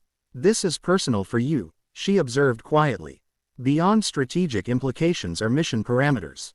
Naruto considered denying this assessment before recognizing its fundamental accuracy. Obito represents connection to histories of never fully accessed, cultural knowledge lost when Uzushio fell. Despite his obvious corruption, he carries information about traditions that died with my clan, making him dangerously appealing beyond tactical considerations, she concluded perceptively.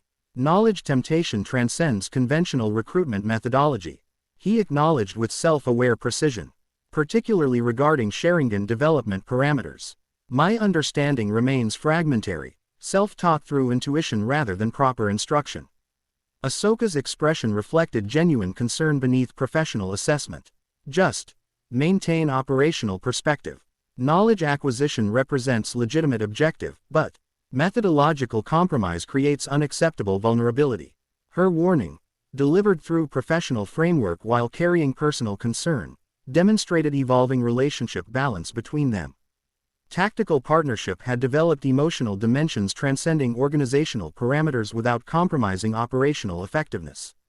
Appreciated, he responded simply, genuine gratitude evident beneath professional acknowledgement. Their conversation concluded as Bo-Katan entered communication chamber, her expression revealing new tactical developments requiring immediate attention. Night Owl reconnaissance teams report unusual activity at abandoned industrial sector near eastern atmospheric barrier, she reported concisely. Energy signatures inconsistent with standard manufacturing processes, suggesting possible Death Watch reorganization facility, or artifact analysis operation, Naruto suggested, connecting observed patterns with strategic assessment.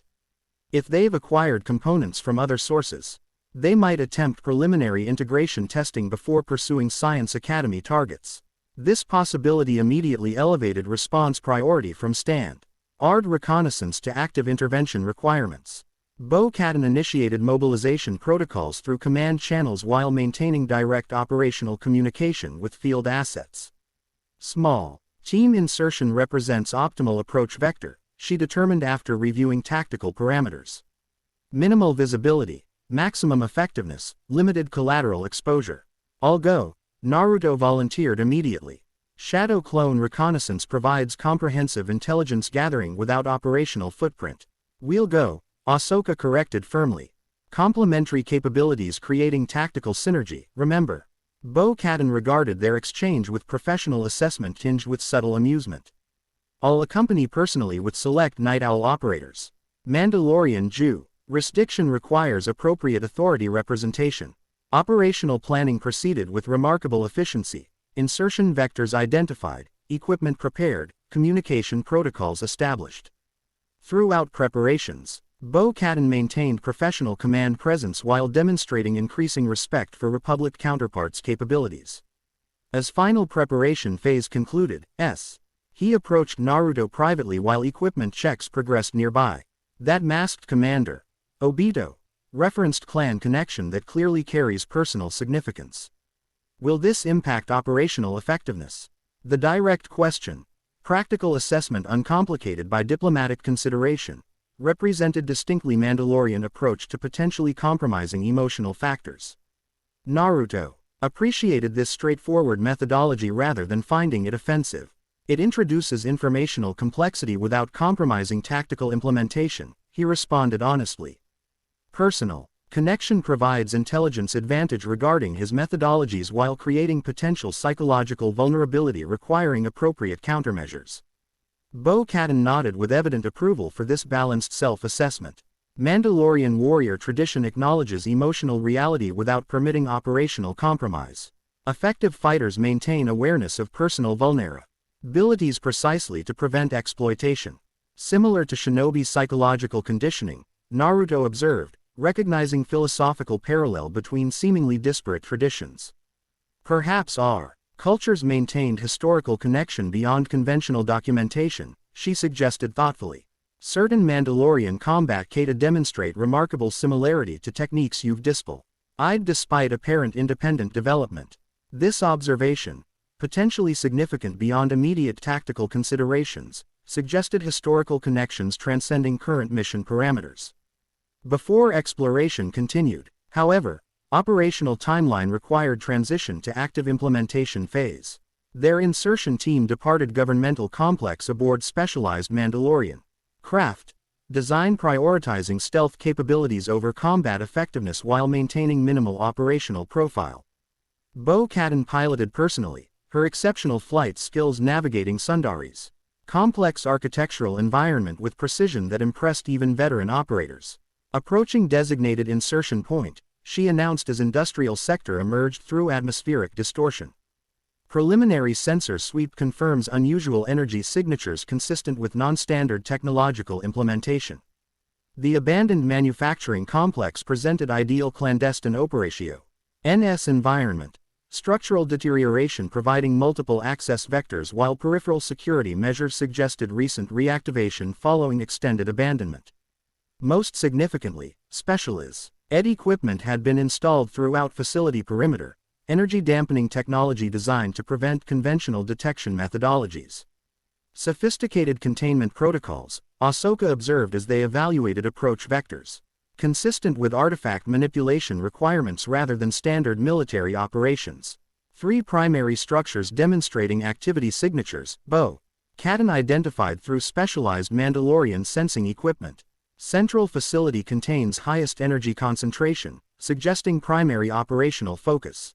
Their insertion proceeded with CTIS deficiency, perimeter security neutralized through precise application of specialized techniques rather than overwhelming force.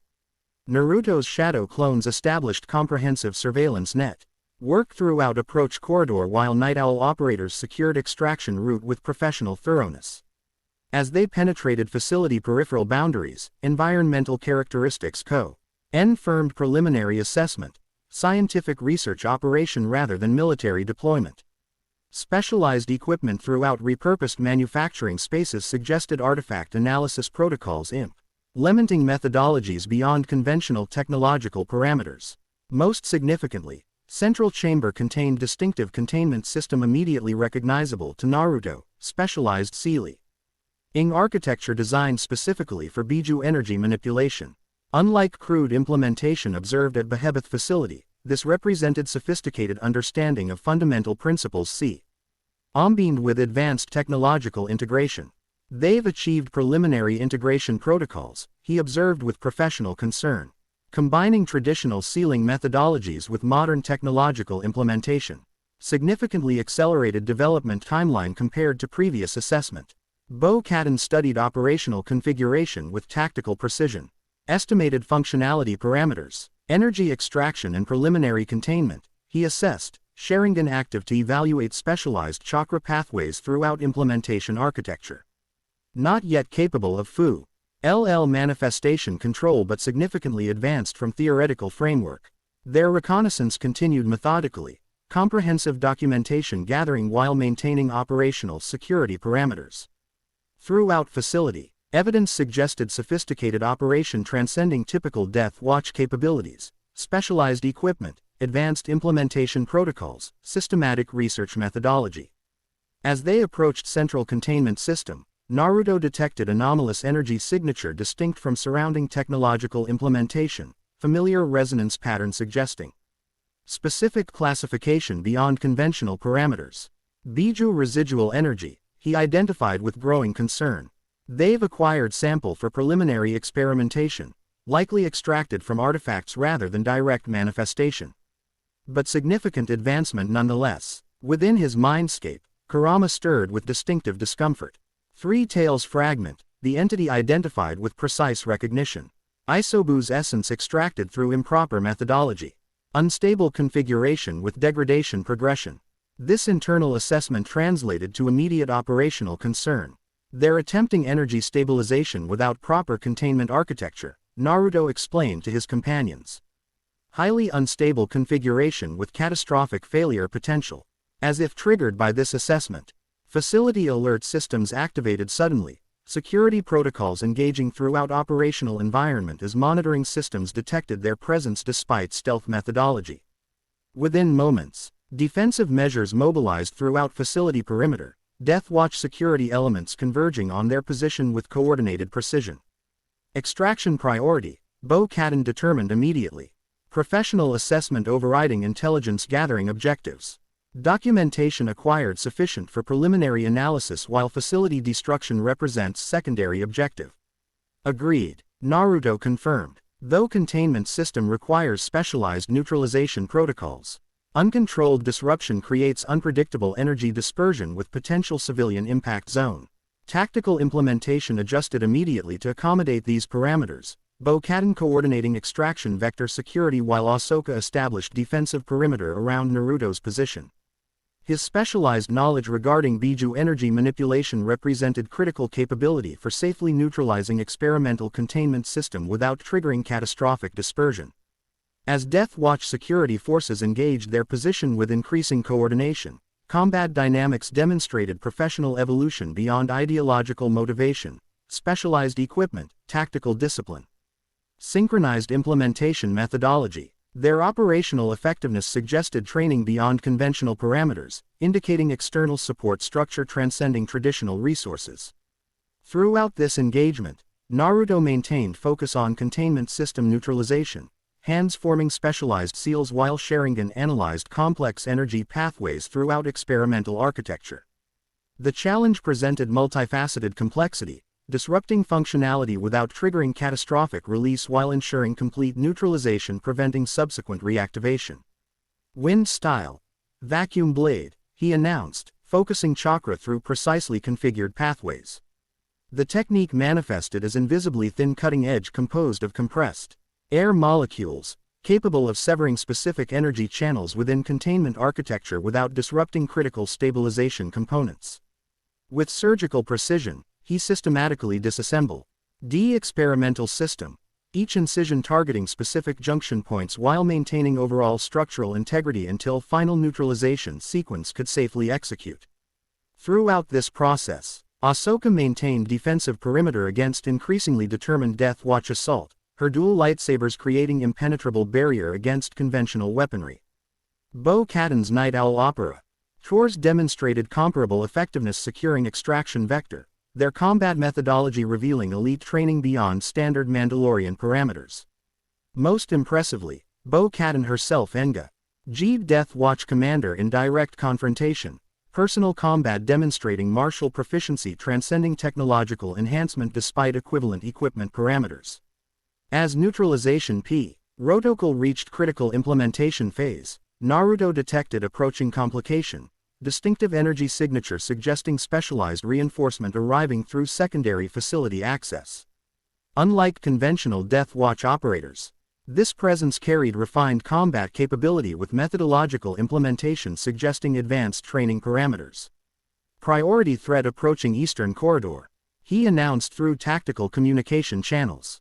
Signature suggests specialized operative with advanced capabilities. Acknowledged, Bo-Katan responded professionally. Extraction vector secured, neutralization timeline, 60 seconds to safe configuration, he confirmed, hands continuing specialized seal sequence while maintaining environmental awareness. Recommend D8 extraction initiation with sequential withdrawal pattern. Tactical implementation proceeded accordingly, Night Owl operators establishing staged defensive positions along extraction corridor Y. Bo-Katan coordinated overall operational withdrawal. Ahsoka maintained primary defensive responsibility around Naruto's position until neutralization protocol completed final implementation phase. Containment neutralized. He confirmed a specialized sealing technique stabilized remaining energy while preventing reactivation potential. Three tails fragment properly contained through stable matrix configuration. With primary objective secured, extraction proceeded with professional efficiency, coordinated withdrawal maintaining tactical integrity despite increasing opposition forces throughout facility perimeter. Their operational cohesion, Republic representatives and Mandalorian warriors functioning as integrated unit despite limited joint training, demonstrated remarkable effectiveness transcending organizational boundaries. As they reached extraction vessel, however, approaching complication manifested physically, specialized Death Watch operative emerging through facility perimeter with combat capabilities visibly exceeding standard parameters. Unlike conventional warriors relying primarily on technological enhancement, this individual demonstrated physical proficiency suggesting specialized training beyond traditional Mandalorian methodology. Most distinctively, their armor incorporated unique modifications transcending functional requirements, artistic elements integrated throughout tactical design. Vibrant colors arranged in distinctive patterns suggesting personal expression within warrior framework. Despite clearly supporting Death Watch operational objectives, their equipment lacked traditional organizational insignia, suggesting independent affiliation rather than ideological commitment. The end. I hope you enjoyed this episode. Remember to subscribe and like this video. See you in the next video.